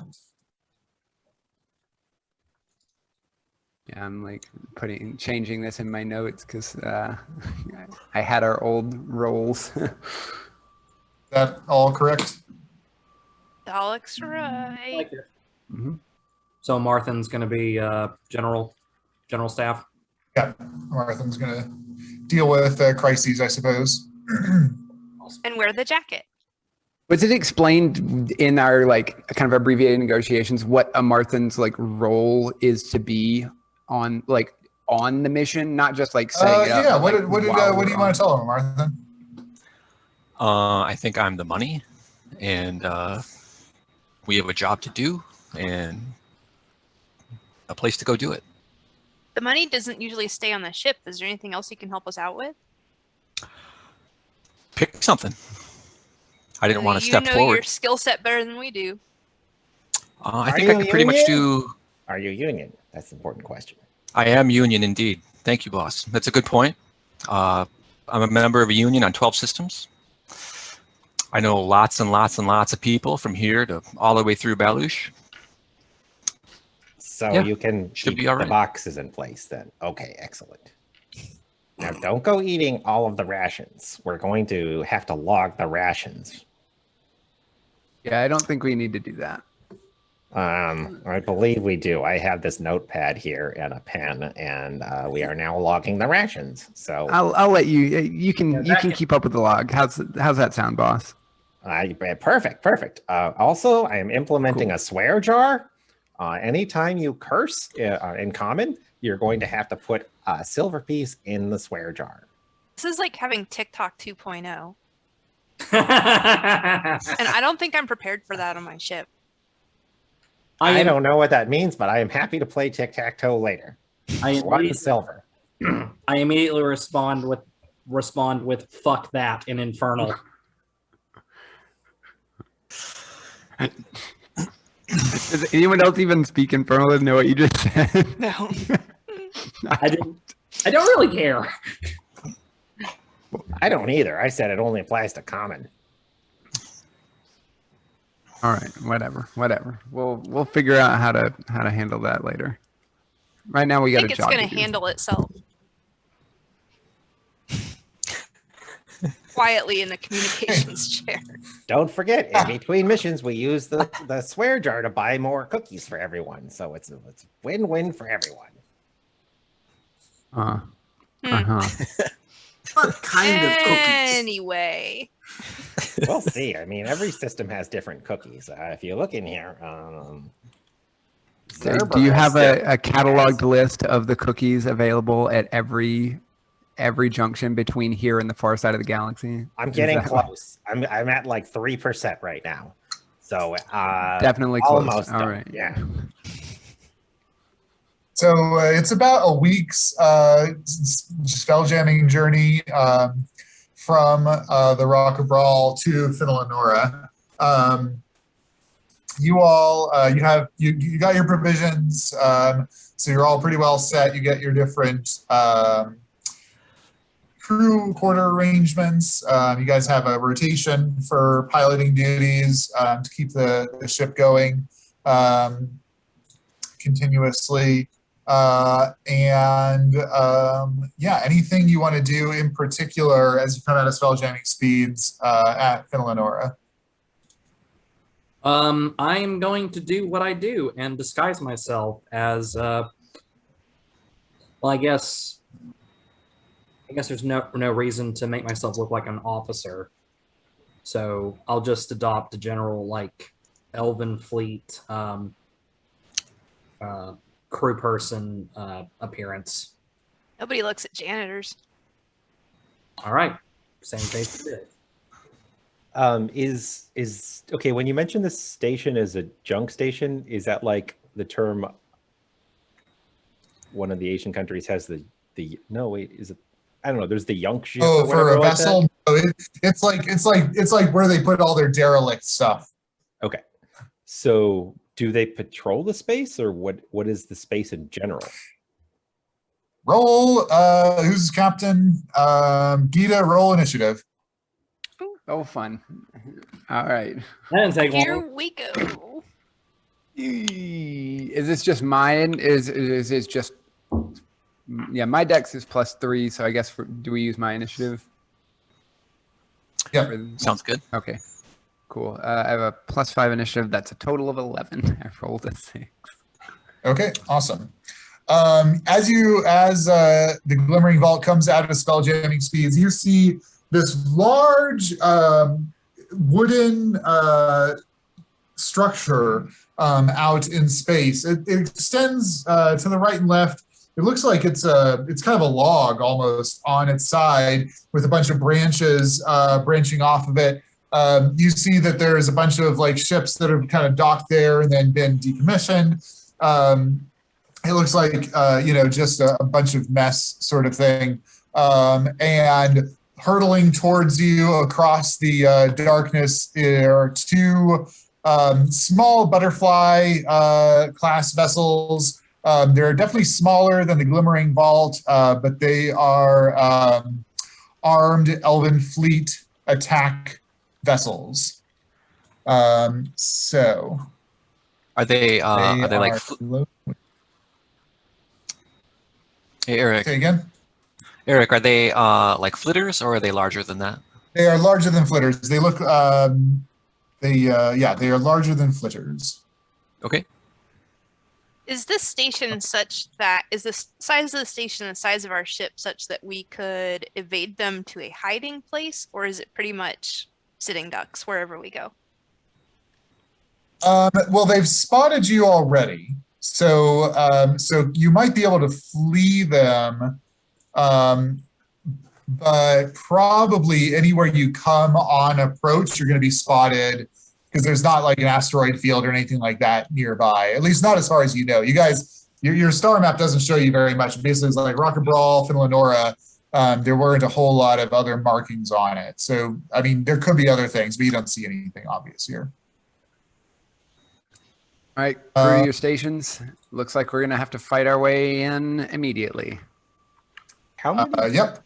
How many tons is our ship, and how many tons are other ships? Your ship is 10. The Glimmering Vault, the Shrike ship is 10, although it's pretty well armored. You guys got extra armor on it. And it's got a twin beam weapon generator. Okay, but before the Epiox can act, one of these butterflies hurtles up through the darkness of space and takes a beam on you. And, oh man, a beam of reddish energy arcs right in front of the windshield of the Shrike ship, completely missing you. Didn't even come close. Okay, Epiox, what's your department order going to be? All right. Okay, well, first thing off the bat, we need to get our shields up. Yes. So I'll put myself first as captain, and I will, so that I can support communications. I'll put comms up second, so we can just get our shields up ASAP. Okay. And then beyond that, I'll have, I guess it's just engineering and gunnery left, right? And pilot. And pilot. I'll have engineering, pilot, gunnery. Okie dokie. All right, Captain. I am going to support the comms so that we can raise shields. Okay, awesome. All right, comms, boss. I'm trying to understand what support means, but my thought is to communicate. Support generates it takes command points to like do the different various actions, and I have an action called support department where I can lend support to a department, and it basically grants them two CP, like 2 command points to do stuff with. So, and raising shields. You can do as many actions as you have command points for. So since hailing costs 0 and raise shields costs 2, you could go ahead and raise your shields, and then you could also hail them if you want. We start each round at 0 CP and end each round at 0 CP. It doesn't roll over. So usually what we do is we try and generate enough CP to fuel the actions we want over the course of the round. Okay. Yeah. And do I do that's why I put guns last. That's why I put myself before, because supporting you effectively generates 2 command points for 2 CP for you specifically. For communication specifically. Like, for comms. If you're filling a role. Okay, so do your duty is just +1. Okay. Yeah, like if you're filling a role, you can either take that role's actions, like raising shields, or you can do your duty or go above and beyond and generate command points towards another role. So the captain tries to order it, so we build up enough CP for when we get to that role to do their big role thing. Okay. Yeah. And if I were to not, I'm just throwing this out hypothetically. If I were to not raise shields, would someone else be able to use a CP? No. Yes. Yeah. No, well, so if we have CP, if we have a pool of CP, other people can use, like anyone can use that pool of command points. But with the support department action specifically, it's only to that department. Yeah, technically we don't have any CP right Technically now. We have no CP right now. You've essentially just got the yeah, you sort of pseudo 2 CP from when you're supported, your actions cost 1 action costs 2 less CP. Yeah, essentially. So you can essentially do that one for free. Okay. That's what yeah, so I will raise shields and attempt to hail them. And does hailing come with a message, or do you wait for a response and then? You can send a communication. You can send a message over if you want. Okay. I'll say, hold your fire. We're under orders to be here. Okay, awesome. You raise shields. You're good. One other thing, as master tactician or whatever my class is, I get a free bonus. Well, free bonus help action every round. Yes. So can I help somebody initiate roll? Yeah, whoever you want. Okay, I will help.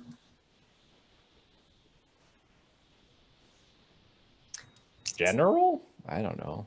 So usually the thing that would be the most beneficial to help is anyone who's making a roll for something, which would be going above and beyond. So one of the roles that's like not doing anything specific, or if someone were going to do a specific action that took a challenge, like opposed roll. Any opposed roll. So I'm guessing you put gunnery last, right, Gita? I put gunnery last. That way, if we want to fire, they potentially have the command points to be, or the command points to be able to do so. But they're not opposed. Not unless they're, and the only reason they would need it is for like the attack roll itself. Like it would allow us to fire a weapon with advantage without having to spend command points on aim. That is true. Could we use help in that way, Hoff? Sure, I will help aim at one of them if necessary. Sorry, what's the question? If boss does the help action to gunnery, do we get advantage on an attack roll? Yeah. Okay, I'll do that in case we decide to shoot, I guess. Nice. Cool. Okay, awesome. So, boss, you with the captain's help, you are able to figure out how to get the shields up. You see glimmering aura around you, and then you send them that hail. Go ahead and give me deception with disadvantage on this, please. Okay, I was going to ask, can I do it in Elven? Elven? Yeah. Yeah, you pretty much have to. Okay. And you said deception? Yes. 17. Nice. Ooh, okay. All right, you send that communication across, and then you're going to help. You're going to help Dimitri. How are you helping Dimitri? I'm going to try to explain the course one of them is taking. So like, he's going to go this way, and tactics suggest he'll turn around at that point. So that's the optimal point to shoot. Okay, awesome. Okay, engineering, Astrid. Let's see. I'm just gonna, since we have no CP right now, I'm just gonna do my duty and Okay. your engineer and make sure our engines are working well. Okay, awesome. Piloting. Let's see. How much? We're at 0 CP, so gunnery One. needs. Oh, we're at 1. So you need need at least 1 more. Oh, I suppose the pilot will go above and beyond and use sleight of hand to maneuver us into a better position for gunnery to shoot. Okay, awesome. I think everything's pretty copacetic, so this is just DC 10. All right, that is a 24. Okay, awesome. Definitely made it. So you guys have 4 CP now. Gunning.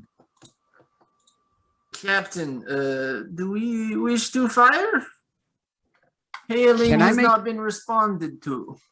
Can I make any kind of insight check to see if their like flight patterns indicate that they accepted what boss said, or are they still on? Yes, if they're give still me on an attack insight pattern? check. Yep. 15.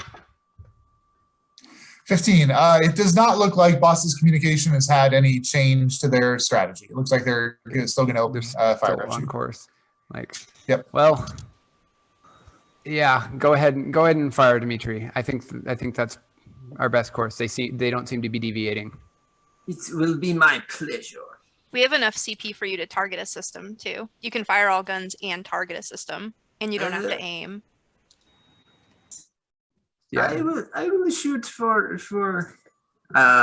what's a good target? Weapons, engine, or fittings that the GM decides are vulnerable. Yeah, so like if you had a garden on the top or something like that, Gotcha. or shield, shield generator, you can also potentially target. But you do have to drop their shields first before you can target. Okay. Oh, 'Cause it'll okay. just- So I'll just shoot in general then. Yep. Yeah. Oh, or you Could- and you can aim because you get the help on one of your attacks, but the other, how many guns do we have? 2? We have a twin gun, right? Yeah. So with fire all guns, one of them will get the help action, but the other one you could aim for and get advantage on that one too. Okay. So I will. Dimitri will aim. Just a perception. Yeah, make a perception check. 5. 5? That's not good. Is right? there any Hang on. modifier? No. It was. Sorry, it was 3. So it's 8. Oh, okay. Nope, DC is 10. Okay. Something like So So you still get the advantage on the one roll, but you aren't going to get Yes. advantage on Yeah. the second. The second Yep. shot.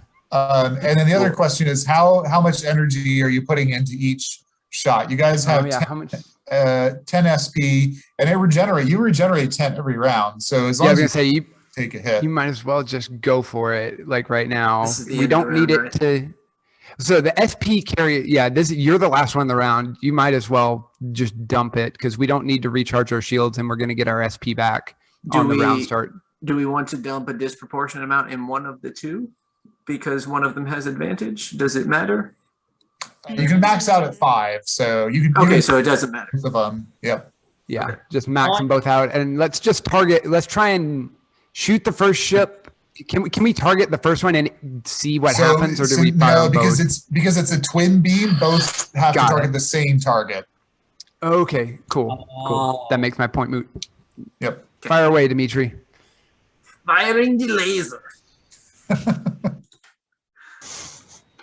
Oh, that's Get some attack rolls in here. what is my what's my check gonna be? Is it just a dex? It's going to be your dexterity plus if you had no, just dexterity. Okay, so 12 is the one with advantage, Okay. and Yikes. 6 is the one without advantage. I need a new dice roller. Fuck this All dice right. roller. Dimitri, in his first turn as gunner, even with boss pointing out like it's right there. Beams of energy just go arcing off into the starry sky. Teresa gives Gita like an exasperated look. How'd this guy make his way on our ship? Gita's Hey, thinking lads. like, oh no. Astrid was the one who was gunner before, I think. So it's like, Go. Astrid, you're gonna have to give Dimitri some tips on how to aim. Oh, believe Man, me, this I stuff. will. Boss Overcom says, we can fire warning shots too. Does he say it in Elven again? Yep. All right, Cool. Teresa looks at Gita and she's like, what the fuck is he saying? What is he saying to them that they're still firing on us? F1 silver for the swear jar. I do actually speak Elvish. I'm just like, don't worry about it. It doesn't matter. It's just, it's fine. He's fine. He's just, don't worry about it. He's not agitating them, if that's what you're wondering. I think these weapons pull left a little. I will do better next time. Sounds good, Dimitri. Sounds good. Okay, and then Amarthan, you can do general actions, which there's no crisis right now, and there's no point to generate CP, so you can just hang out, I suppose, unless you want to do anything specific. I will prime fire systems. Okay, And say, good job, everybody. nice. Okay, the other butterfly ship takes a bead on you and hits for 6 points of damage to your shields. Ow. So that Shields puts are our down shields to 4. down to 4. Okay. Yep. And then top of the initiative order, the first butterfly wings around, also hits. Can I accept a crisis instead of this hit? Yes, absolutely. Yeah. Sorry, yeah, I had the wrong button. Yeah, go ahead and roll your ship crisis. All right, here we go. Let's see. Good call, because I rolled max damage on that one. Target decalibration. Continuing. That is, gunnery sites are hopelessly destroyed and no attack requiring an attack roll can be taken until this crisis is resolved. Well, that's no net loss. So nothing has changed. Yeah.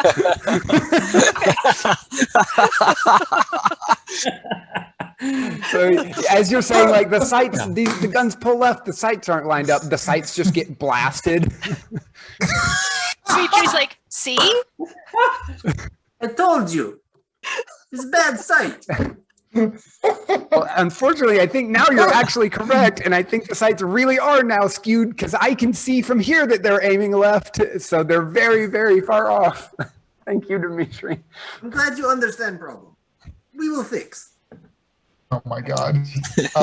Okay, and then back to the Glimmering Vault. Department order, and then you can add Marthan to the department as well, because he can generate sweet. speed by going above and beyond, or by dealing with crisis. Cool. Yeah. Cool. Can I put him first to try and deal with this crisis? Yes, To try and yes. fix our targeting system. You ever fixed a targeting system before, Amarthan? Not personally, but I have told people to tell other people to fix targeting systems before, and that's been really successful. We'll channel that now. Sweet. Okay, I will do so. No pressure. Flint. Okay. Just giant explosions happening around us. And how much, you said we generate 10 SP per round? Correct. Okay. I'm gonna put, let's do engineering. So we'll have general go first, then engineering.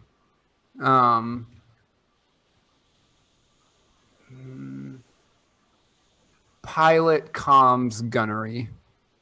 Or wait, captain, pilot, comms, gunnery. I think I want the main thing I'm trying to think of is I want to be able to raise our shields back up, boost our shields back up, and that's going to take 1 CP. For comms to be able to use. Or I'll do pilot, captain, comms, gunnery. That way, in case something goes awry, I can support whatever department needs it, and if no other department needs support, I can support gunnery, and they can fire. When's engineering going? Engineering is going second, right after general. Gotcha. Okay. That way, either general fixes the problem, or if general can't fix the problem, engineering can try and fix the problem. Yep. Okay, Marthan. They asked you to see if you can deal with the sites. What are you going to do to try to fix this? For right now, I think we need to buy some time because our new gunner needs a chance to get his head squared away. So can I make a dex check so we can use the base as cover? You can use this. You can use a skill actually. Oh yeah, what did I say? Dex. Whatever you think you could apply. You could use like athletics if you're going to physically haul it into place. You could use sleight of hand. You could, whatever you think would be relevant. Let's make a stealth check to maneuver the ship to use the base as cover, so we can get a chance to use CP towards repair. Okay. This is pretty simple. Things are pretty calm, so it's just DC 10. Okay. Oh, I got it. I had a 24. Okay, awesome. So you're able to figure out how to use the junk station to give you a little bit of time, to buy you enough time to get the sites fixed, so the crisis is resolved. Engineering. Okay, I'm going to go above and beyond. Okay.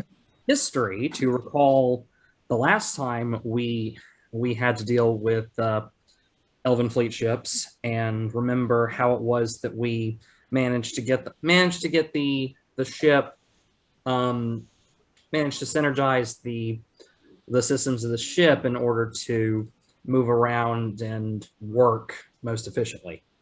Okay, awesome. 13. All right, it's just a DC 10, so that's 3 CP.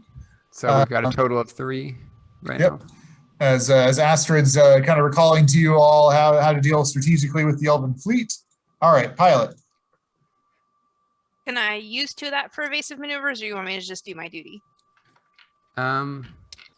If you use 2 of that for evasive maneuvers, we'll still have 1 left for shields, and then I can support guns.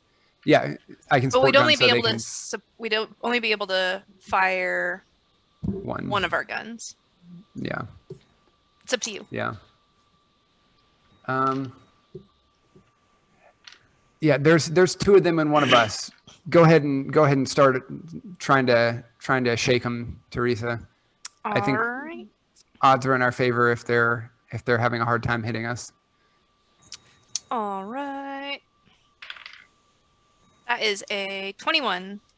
Okay, good. DC 20, because these are 2 fairly maneuverable little tiny ships, but you are able to dodge. That costs you 2 CP. That also costs you 1 SP, so you're down to 9, which is probably not a major problem. We're just trying to. Okay. Captain. I am going to support gunnery so that gunnery will have the CP necessary to fire. All right, awesome. Comms. Go ahead and boost up our shields, boss. See if we can get these things back up in good shape. Boost shields by, I believe we're down 6 points? Or is it 4 Yes, points? you can boost them all the way back up to 10 with 6 SP. So you guys only have 3 SP right now. And Yeah, then that'll I would leave like to us 3 to fire tell with. them again and in Elvish say,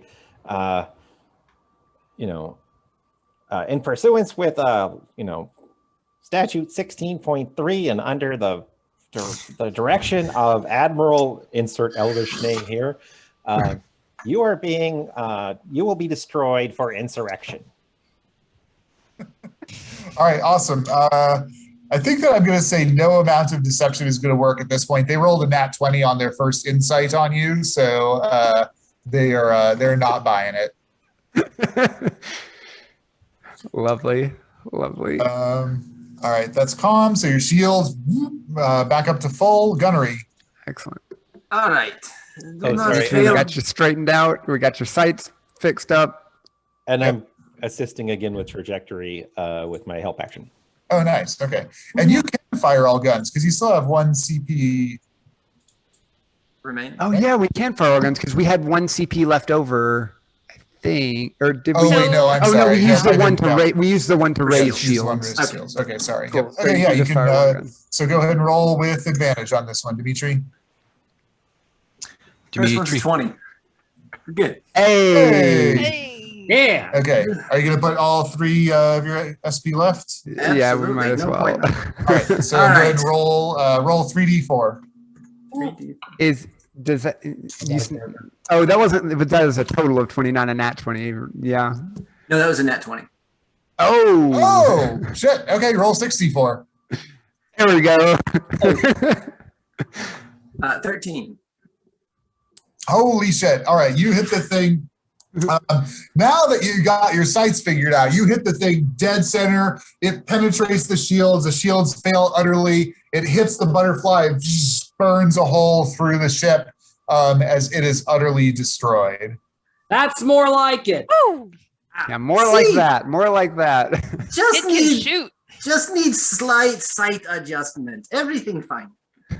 And I give a Martha a pat on the shoulder, and like, good job with those sights.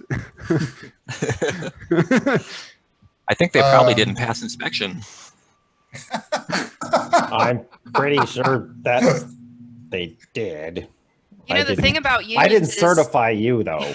you can't get rid of the bad employees. Sure you can. Just toss them off the side while you're out in deep middle of nowhere space, and no one ever finds them or knows anything about it. But, This but is a right to work ship. let me suck blood first. Then we throw out. Jesus. No, after that, reasonable. You got it, If killer. it comes to that, Where's that swear we'll jar? let you know. All right, the other butterfly wheels around, hits you. The ship rattles a bit as you take 5 points. Your shields take 5 points of damage, unless you want to take a crisis. No, I'm not taking another crisis. Not with full shields. Okay. All right, back to the Glimmering Vault. What's the department order? All right. I'll go first. I'm just gonna say so. Captain. I'll do Captain General. Is there anything that pilot or engineering could do to help with the weapon, with like fighting of the ship? I mean, the evasive maneuvers is pretty. Evasive maneuvers is good. Yeah. I'll do pilot, general, engineering, comms. Or did I say captain? Captain, general, engineering, Captain comms, first. pilot, gunnery. Okay, hang on. You So pilot- changed your gunner- 3 times on me. So give it again. My bad. The most important thing is gunnery last, piloting next to last. Everyone else doesn't especially matter this round. You do have a bit of damage to your shield, so you need to raise if you want to raise your shield. Oh, Yeah, I'll put I'll say comms is right before the pilot. So we'll do like the 3 of us who aren't comms engineering or comms piloting and gunnery. All right, we'll This start with time- general. Since Amarthan isn't fixing a crisis, he can generate CP, so we should have enough Yep. to do everything. Yeah. So I'm gonna Yeah. once again support gunnery, just to get the CP to do all the things. Okay. Okay, Amarthan, there's no crisis going on right now, but if you want to do try to go above and beyond, you might be able to help the crew out somehow. Yeah, I can do that. I think perhaps we should continue rolling around the base because that's a pretty sweet move, and it looks awesome when we kill the other guy. All right, so this is stealth again, so this is going to be a DC 15. Yeah. Oh, Continue alright. using the same skill consecutively raises the DC. Yeah, Like, but if if you the can more we use- shoehorn yeah. a different skill, like if you used perception or something to figure out like where's a good spot on the base. Yeah. Oh, okay. Well, I was thinking it would be a deception roll because nobody expects you to do the same thing twice in 2 rounds. Okay. All right, go ahead and roll a deception. Okay. That's 27. Okay, no problem. Cool. So we've got 3 So you CP. got three CP from that. Engineering. All right, I'm going to, let's see, if I fail, we only lose 1 point, right? Yeah. Okay, then I'm going to use investigation to look at the space around us and determine where the ship is going to go. Nice. So that Dimitri is going to know where to shoot at. Nice. Okay. We have that's 22. Okay, great. Hey, there we go. So we're up to 6. So you guys have 6. Let's see. Comms. Plus the Okay, so how many CP do engineering plus gunnery need? gunnery needs at least 3, but Gunnery they've needs got 1 with the support of the captain. Engineering. the captain's supporting in gunnery, so gunnery really just needs 1 CP. So we've got 5 between. We have Me and 5 piloting? more left between you, and it's going to take how many to do evasive maneuvers? 2. 2. So you've got 3 CP to. We've got 3 more CP to work with. Oh boy. Okay. So yeah. I am going to where to go? Boost the shields to back to max again, and then I'm going to Okay. jam them by singing in Elvish. I am the very model of a modern elven general. And- Just droning on, flooding their communication channel. Yep. Awesome. All right. It's a 19 on the die for Okay, awesome. lack of performance skill, and I help gunnery aim again. Oh, right. Okay, awesome. Okay, pilot. Let's take some evasive maneuvers. Yeah, it's a lot easier now. It's the 15. That is a 29. Wow. Jeez. Just smoking high rolls. These are ridiculous. That is crazy. We should come up with some mechanism where if you beat the DC by 10, you get something special. Especially Yeah. because I have All a in plus favor. 10 to piloting. I was So gonna say since we beat the DC by so much so often. Exactly. Okie dokie. So they have disadvantage to hit you. And gunnery, you've got basically the equivalent of 6 CP to use. You only have 4 SP, but that's so you can so you can either, Is it 4 or 5? I thought we were only down 5 points. they from did the shield. jamming cost you 1 as well. That's right. Ooh. That's right. So you can put 2. You can put 2 SP into each gun. You can put all of it into 1, or you can split it. How do you want to do that? So Dimitri's going to Oh. split it 2 and 2 and take aim. Okay. Okay. And then Good use call. the fire all guns with advantage on both shots. Awesome. Assuming the aim works. Oh yeah. Roll your perception. Oh, right. Natural Wow. 20 on the perception. Oh, awesome. These Now- rolls are off the charts. Jesus. All right. Nice. So roll with advantage. Shame that wasn't the attack roll. I know, right? So 15 on the first attack, That's a 15 on hit. the second attack. Also, roll your first damage. It's 2d4 each. 2d4. Yep. 4 on the first, 2 on the second. Okay. There, you see their shields crumble entirely as you hit them. Not All as right. flashy as first round, but we will get them. And how No much on the worries. second? 4 and 2. And 2 on the second. Okay. Yep. So you completely drop their shields, and then the second beam hits them. You see pieces of the butterfly ship exploding all over the place as you've penetrated their shields. Amazing. God, they are so screwed. That's the idea. Right? That's the plan. I guess they're going to keep shooting at you because they're fanatic fleet people, but they're rolling with disadvantage, so that's not going to do it. All right, It's just juking out of the way. back to Glimmering Vault. I'll just do same order as last time. Okay, awesome. Keep it simple. It's simple. All right, General Amarthan. Anything? He's just gonna watch the pretty display at this Yeah, point. I'm Yeah. just going to do my duty. I'll just do my duty. Okay, awesome. All right, that gives you 1 CP. Captain. I'm gonna support gunnery. It's Okay. been Engineering. Dimitri's been doing well for it. We have not used acrobatics yet for above and beyond, have we? No, Not and that I know I'm very curious what this is going to look like. All right, I'm going to. Can't believe I'm about to say this. I'm going to divert power to thrusters. Okay. To assist with to try and facilitate evasive maneuvers on Teresa's part. Okay, awesome.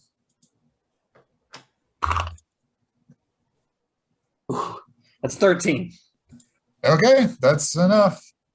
Up to 4 CP. Okay, comms. The shields are fine. You're jamming them, so they can't report back.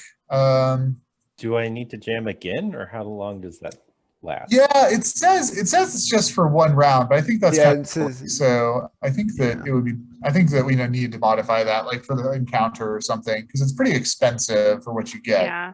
Well, and when you Yeah. jam, it detracts from how hard we can hit with our guns. Exactly. Yeah, I didn't read the final note on that with this cost 1 SP. Oops.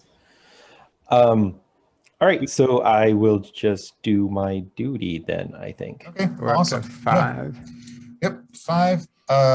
Okay, pilot. Pilot is going to take evasive maneuvers. Sorry, and I assist. I'd use help action again for targeting. Okay, awesome. That's a 24. Okay, no problem at all. All right, gunnery, you're up. All right. Yeah, with the support of the captain and all the SP you need. Same thing as last time. All right, great. Roll with advantage on both attacks. You This time though, you can use. No, I need to. You have full SP though, right? So you Yeah, can do yeah, you 10. can do 5 and First. 5 instead of 2 Yep. and 2. The first one is the aim, though. Yeah. 9 it was the roll on the aim. So. I think that's- Not enough, but Yeah. so just the first roll is with advantage. Okay.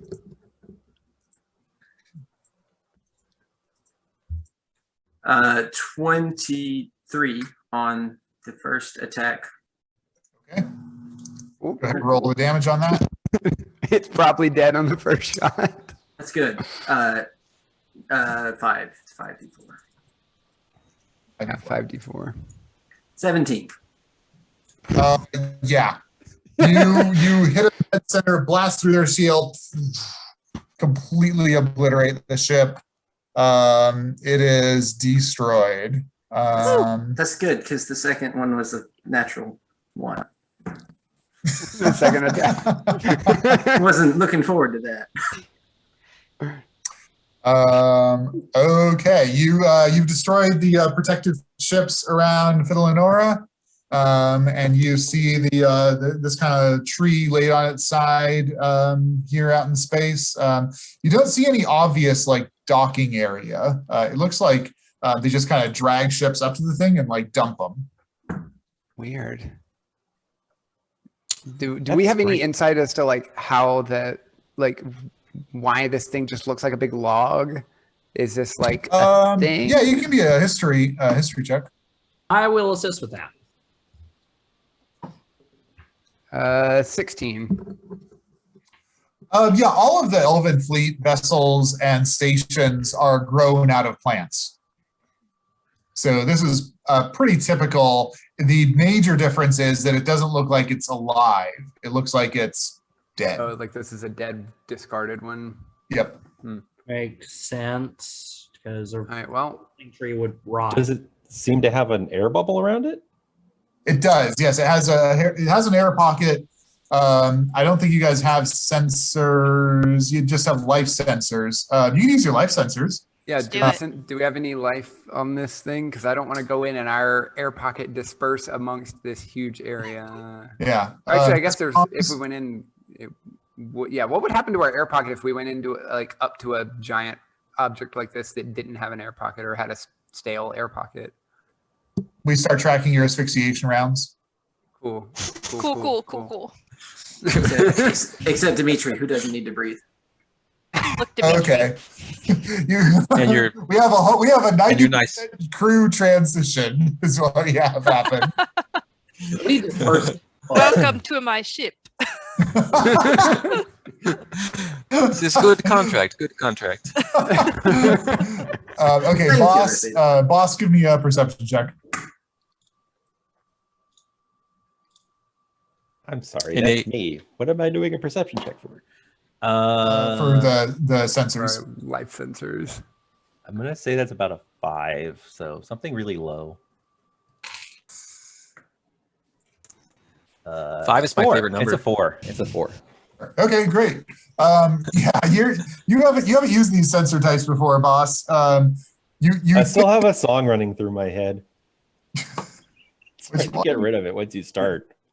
I am the very model of a Oh. modern Elven general. Yeah, boss. You're not sure. Could be, maybe not. It is possible that boss could add an additional 1.8 to that because of the inspiration. Oh yeah, you want to give him bardic inspiration? Okay, boss, go ahead and roll a d8. Okay, now we're at 10. Hey, that's much better. Yes, there is life on this station. More than one signal, less than 100. Okay, I will share this information. Do you get a sense for like size of them, like, or if they're even like plant beings or something?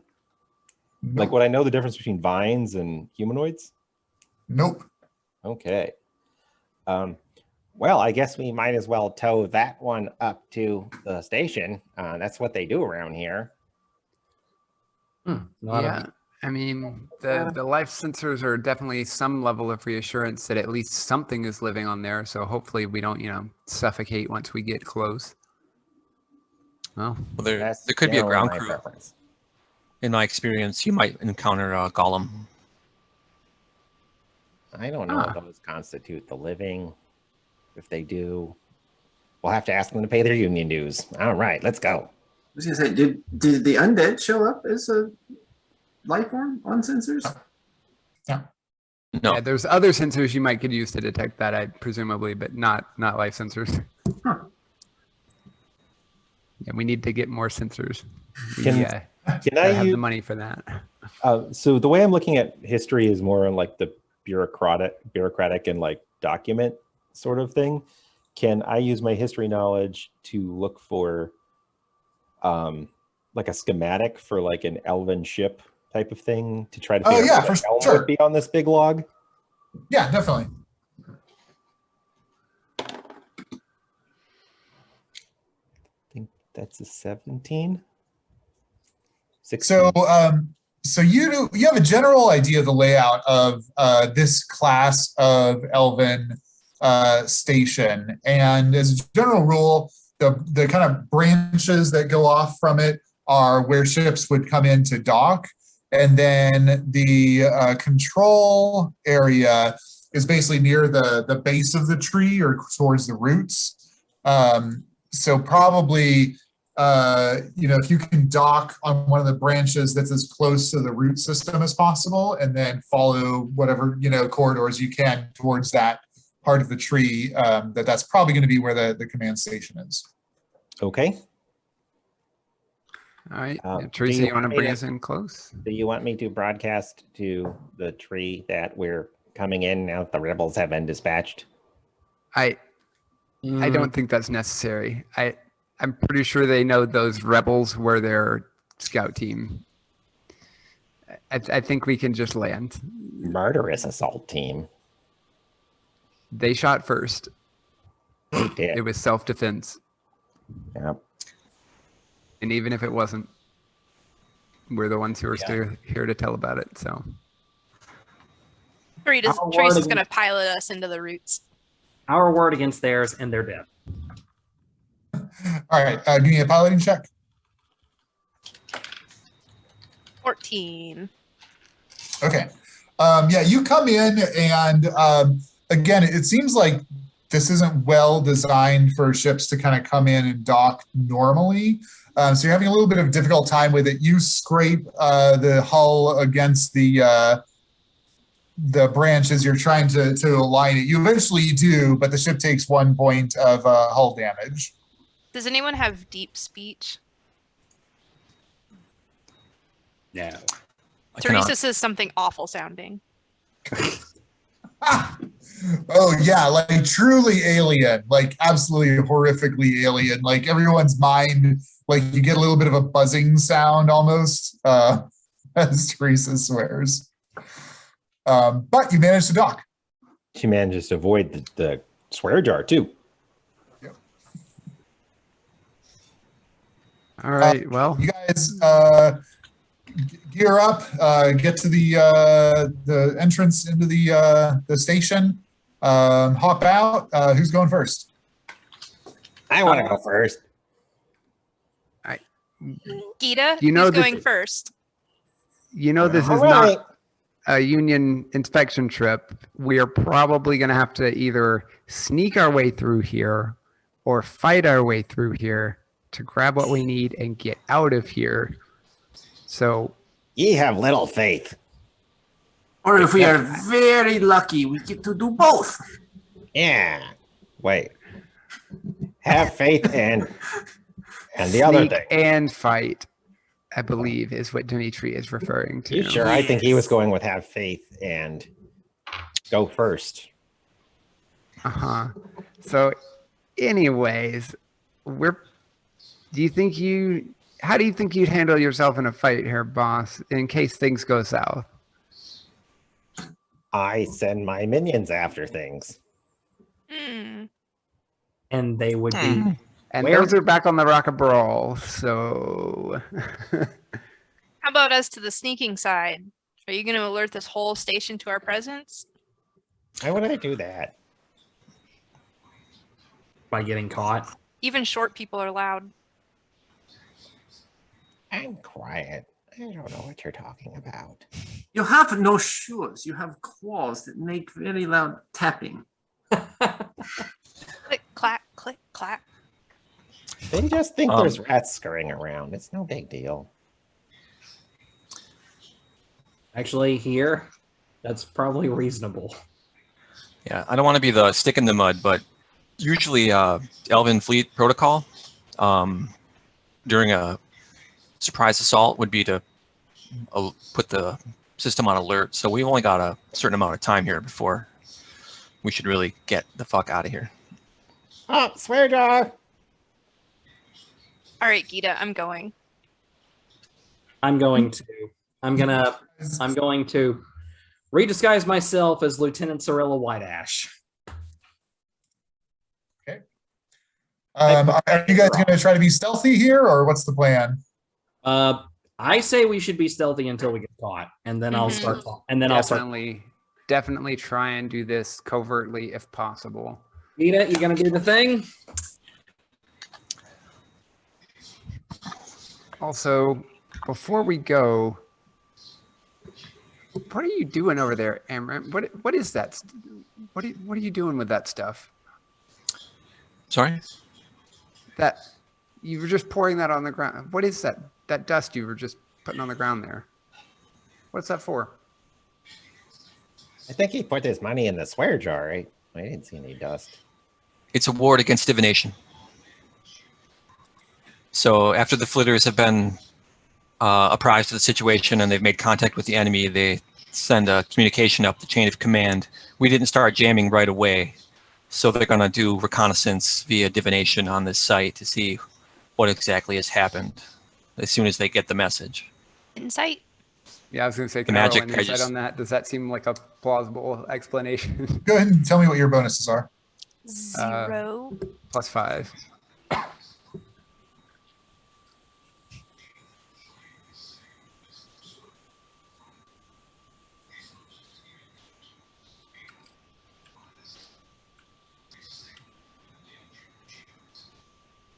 Yeah, that doesn't sound real to me, Gita.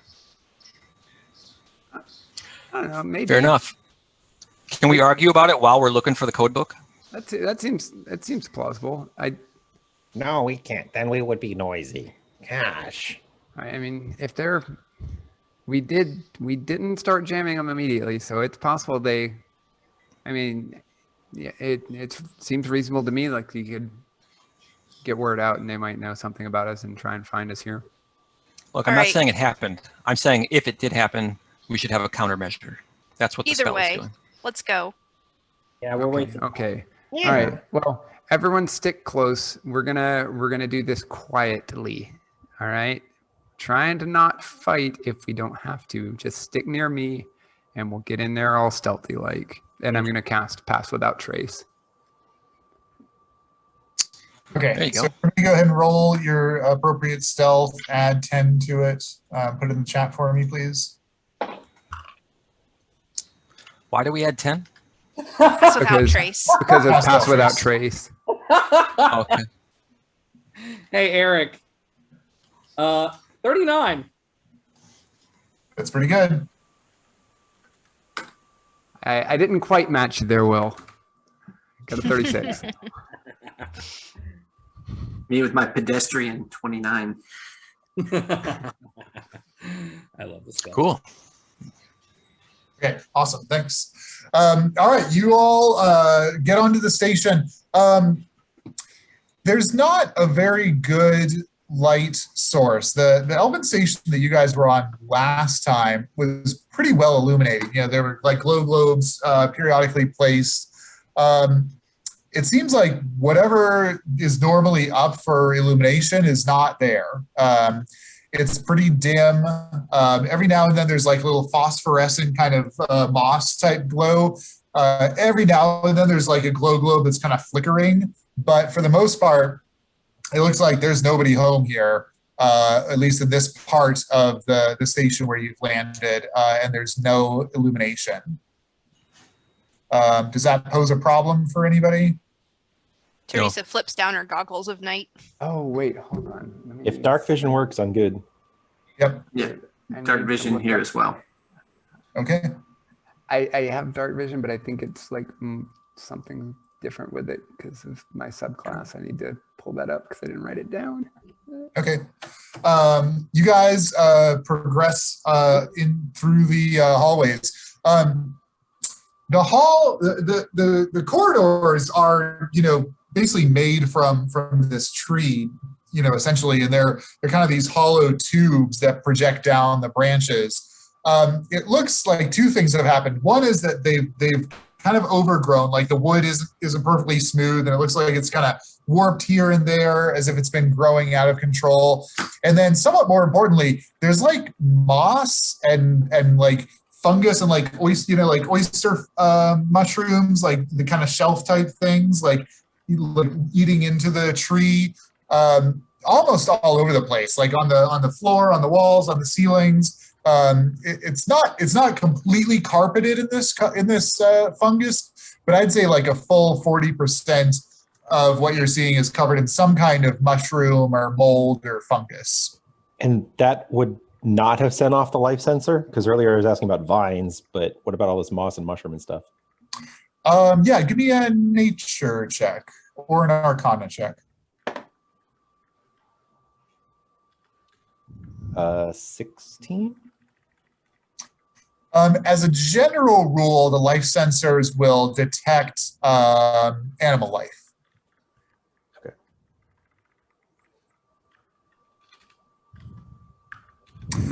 So is anyone going to do anything? You're kind of walking, you're walking through these like carpets of moss, and every now and then kicking one of these mushroom things. Is anyone going to do anything? Yeah, we haven't Does seen. he seem like naturally occurring, just like natural growing moss and stuff that just kind of sprung up from abandonment? Like, give me a nature check, Ida. 13. It's difficult to say. It's an awful lot of fungus. Is it possible to not step on the mushrooms, or is it so heavily carpeted that we can't avoid it? It's gonna make it harder to do your stealth for sure if you're avoiding stepping on any of the fungus. And Is can it we tell if slippery? they're poisonous or anything like that, or like they might release spores, anything like that? I mean, yeah, as you guys are walking along, like you see, if you happen to like, accidentally hit one of the mushrooms, you see like a little dusting spores gets on your shoe, or you put your hand to kind of steady yourself and, keep quiet. You kind of get a little slime on your hand. So, I mean, it's not pleasant, but it's not like it's a choking, haze of mushroom spores or anything like that. Just gonna put a scarf over my mouth and nose, my snout, my snows. Snows. Nose. You snarfed your snows. I scarfed my snows. Okay, so you guys head on down this corridor. Yeah, you continue not to see any elves or anything like that. Is there any animal life here? Is it? Yeah, I'd say Gita, Dimitri, and Amarthan all spot something that looks like a little bit like a rat. It's rat size, but instead of like incisors, it looks like it has like rabbit type teeth, and it looks like it's kind of like nibbling on some of the fungus.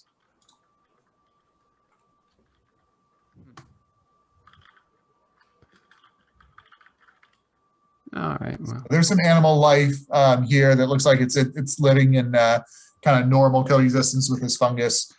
You get to the kind of base of the branch where it seems like it meets the rest of the large tree. There's a much larger tunnel going to the right and the left. Again, covered in fungus. You see larger mushrooms here. You see like proper toadstools. They're like a foot high.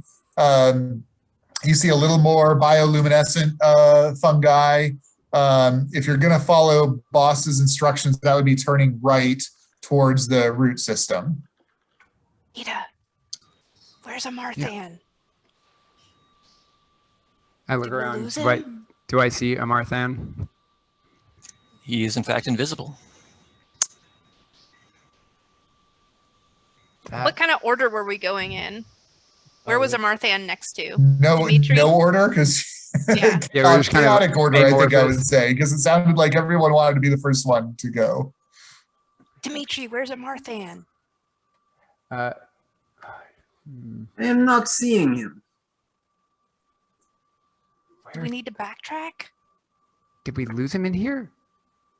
Did you get lost in the fungus? What happened? Thought we were being quiet.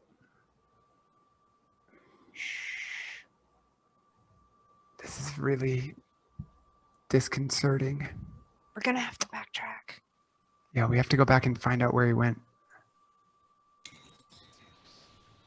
So yeah, I guess we turn back and Maybe Astrid Trying can to- backtrack, because if Yeah, she gets I'll- caught, Yeah, I'll do that. I'll gonna start looking around on the ground and try and look around at the whatever plants he might have brushed up against and try and find him. Okay. Give me a survival check, please. I was hoping you were gonna say investigation.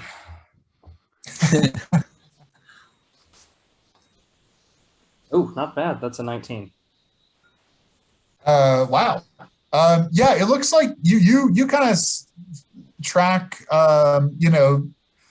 6 pairs of footsteps that are kind of going along, pretty much continuously. So it looks like Amarthan's still been with you this whole time. Oh, he's still here. He's just invisible or something. Marthan, what are you doing? Staying alive. What are you doing? He's Yeah, like, at the right over my expense of our shoulder. time. Oh my God. Let's go. I could have said You something. just said something when we were asking where you went. All Maybe right, he well, didn't want to swear and put something in the swear jar. All right, next time a giant spider comes out of the panel and plucks you up and you disappear from the party, we're not coming after you. Noted. We're just going to think you're invisible. Just for reference, I swear when a giant spider comes in and picks me up. So Well, then, boss, you can put a silver in the swear jar. I Yeah, will. Let's go. if I'm alive to do it. All right, yeah, this place, again, you don't see any light sources, you don't see any elves, you don't see anyone here. Like, this place looks like it hasn't been seen, any civilization for an awfully long time. It's dark and large and eerily quiet. You don't really hear anything. Occasionally, a little drip of water off in the distance. I want to start paying attention to the mushrooms in the case that they might either be mushroom people or people hiding behind mushrooms. Okay, awesome. Give me a perception check. Oh, whoops. I guess you did. Whoops. What kind of whoops is that? It's not good when Eric I says whoops. didn't realize past that trace leaves no tracks. whoops. Yeah. Well, I got a 12 on my perception looking at We'll carry mushrooms. on. Perception boss. Okay. Yeah, you're looking at these mushrooms. They don't look like they're going to grow feet and walk off. They look kind of just basically mushroomy. I don't trust them. You ever hear about those mushrooms that are the largest organism because they all interconnect? Maybe it's some kind of security system. I think it's just a derelict base that they've given up on, and the warding magics are no longer holding up. Sure hope it's that one, but if that's the case, then why were there fighters running around here? We never did check to see if there were elves on them. We just assumed. But there's some to life on be the ship fair, somewhere. There wasn't really a ship left to check with how much Dimitri exploded them. They were kind of just little fragments. Did not ask for survivors. If you had asked for survivors, I would have obliged. I like survivors. No, Dimitri, you did a good job. Yeah, I like what you did. We didn't know we didn't think we were going to need survivors. When we need survivors, we'll let you know. Thank you. I don't want to continue to be the boring one in the group, but usually when you're a member of a massive organization, you're going to have people that don't fit in, and they get stationed at derelict bases to watch after trash. So You it's sound entirely. like speaking from experience. I am wearing an Elven Fleet lieutenant's jacket, so yeah. Basically, you stick your dickheads in the trash base, and then you don't have to deal with them for the length of their tenure. Explains why they were so easy to kill. Well, you're really good on the gun. I mean, you had bent sights and everything, and you managed to pull it out. So Storing there's that too. in my head for later. Yeah, Your slight correction, very good, by the way. Thank you so much. anytime. All right, you guys proceed through this long tunnel. You see the mushrooms. You see these kind of oyster fungi growing on the ceiling. Even every now and then, like a little glowing spot of moss or something. And eventually, you get to kind of a branching corridor. You spend some time searching through these, and eventually, you kind of open some doors. The doors are all like warped into the frame, so they're kind of hard to get them open. Eventually, you come to a room that you're not sure if it's the control room, but it's the largest room that you've found so far. You kind of crank open the door that's jammed in there and enter this room. It's a pretty large room. It's maybe 100 feet square. Ceiling's about 30 feet high. One wall is made of glass steel and looks just out onto the starry expanse around the station.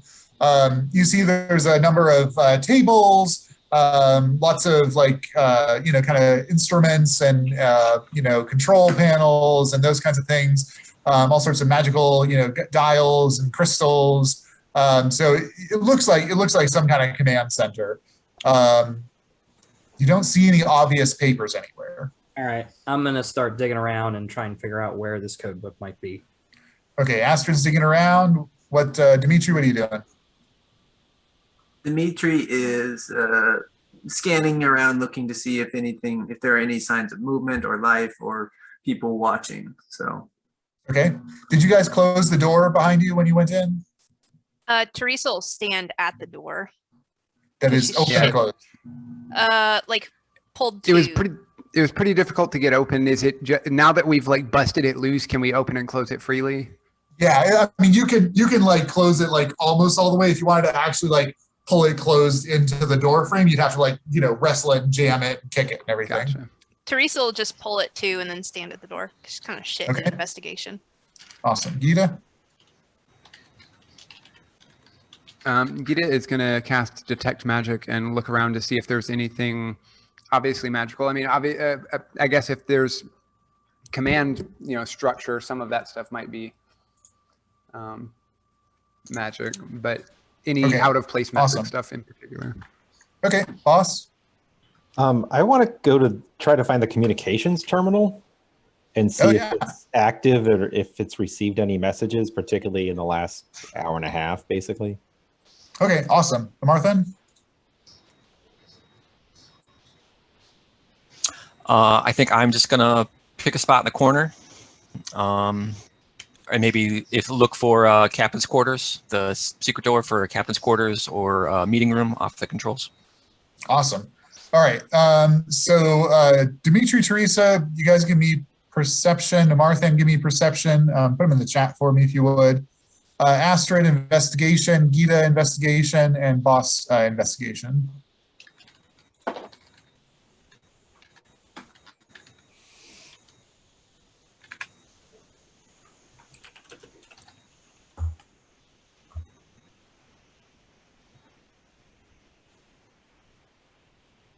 Okay, awesome. Astrid, you're having a little bit of a hard time kind of making sense of the documents that you're finding. You think that there are codes in here, and you think that you can find them with a little bit of time. It's just not in an organizational pattern that you're familiar with. Amarthan, you do in fact find a secret door, and Gita, you see an aura of magic in the corner. And this whole room is also covered in fungus, to be clear. You see an aura of magic in the corner. There's kind of like a built-up like mound of moss in that corner. And you get a sense of transmutation magic off of that. Boss, looking at the comm log here, or the communication system, it does look like the communication systems are operational. They're not operating right now. So they haven't received any communications or sent any, but you think that you could get some energy flowing to them to enable you to do a sending or something like that. Teresa and Dimitri, you both hear some voices coming from the large corridor that you came down the center of the tree from. Teresa like catches eyes with Dimitri, and she's like, I don't know, everyone's pretty spread out, huh? Yes, yeah, people are like going all over the place in this room doing their thing. And to be clear, Pass Without Trace is no longer active because I've cast Detect Magic. Oh, right, it's concentration. Okay, thank you. Good to know. So Healthy nonetheless. So Dimitri is going to use a key point to cast his Pass Without Trace around the group to reestablish that. Awesome. So Gita does some magical thing, and you guys all see that some of the shadows that were previously coalescing around you kind of disappear. And you're like, whatever, we're rogues and we're sneaky and quiet anyways. And then Dimitri, what does this look like when you manifest this power? Dimitri kind of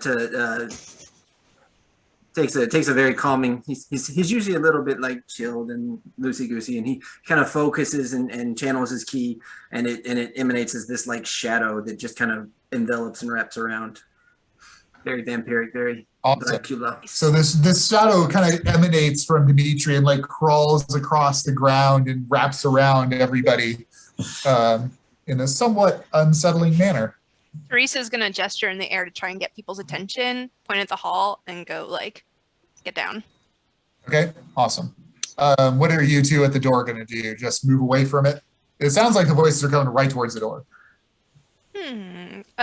Teresa will take cover, but nearby. Okay, Dimitri? Dimitri's going to try. So is this a door on a hinge that kind of swings a particular way? It swings into the room that you're in. Okay, so he's going to kind of take position outside of the swing of the door, but on the side that it swings to, and is going to prepare darkness so that he can awesome. Potentially surprise anybody if they do come through and looks like things are going to get hairy. All right. Okay, this is all kind of happening simultaneously. So Astrid, you're still investigating. Boss, you're still investigating. Gita, you're still kind of looking around for magic stuff. You're kind of looking at this bizarre like transmutation magic. Amarthan, you're still searching for secret doors. Teresa, Dimitri, you guys kind of move away from the door. The door kind of slowly creaks open, and walking into the room are four figures. It looks like 3 elves and Tabaxi, of all things, walk into the room, and they're kind of muttering amongst each other in Elven. They don't seem to have spotted you. Any of us? No. I mean, what's the lowest stealth? 20 some goddamn number? 29. 29. I think it's 29. And they have disadvantage to spot me. Yeah, Okay, if they're awesome. relying on dark vision to see me and yeah. I'm in darkness, I'm literally invisible. Oh yeah, Teresa great. flips up her elven hood, so they have disadvantage to God. spot her also. Awesome. Yeah. No. Hear anything of what they're saying? Yeah, you're like, yeah, it's got to be in here somewhere. And then they kind of spread out and start searching for things. Great. I want to let them do the work. I'm gonna hide a little bit and watch. Okay. You hide a little bit and watch. Gita, as you are checking out this kind of mound of magical aura here, how are you interacting with this thing? So it's a large mound of fungus in the corner. It's kind of It looks like, yep, accumulated in the corner, exactly. and it's emanating some kind of transmutation. Exactly. Okay. I don't know if I would be able to tell this with that, but is it like a transmutation spell was cast here, or like this thing itself is the source of the transmutation? It's like this thing is the source of. You can get more information if you went up to it and did Arcana and something. I'll get a little close. Can I sneak over there. Am I aware of the people who just came in the room? Yes, yeah. They're just like, no one's here. We're doing our thing. Like you guys are ghosts. Okay. Yeah, I'm gonna like try and sneak my way over and get like a closer look at this, but I don't want to touch it yet. I'm just gonna kind of try and get close and look at it and see if I can figure out what is going on with this. Yeah, give me an Arcana check. Oh, thank you. 17. Okay, great. Yeah, just looking at it, you really can't discern anything more. Amarthan, you do Mage Hand to stealthily open that little secret door that you found. It's a pretty narrow door. It's not like a full-size door, so it's very much like something you have to shimmy to get into. It looks like it's just a cubby as opposed to like a full room. Okay. So these four figures are rummaging through some of the same materials that you guys were looking at, but not exactly the same ones you noticed, Astrid. They're doing that. You guys are just kind of hanging out, being quiet. Gita, you're kind of approaching this thing, looking at it. And as you do so, Gita, you see the mound start to move and shape itself into a huge fungus-size construct thing that begins flowing towards you and the other four creatures in the room. We are going to call it there, and next time we will roll initiative.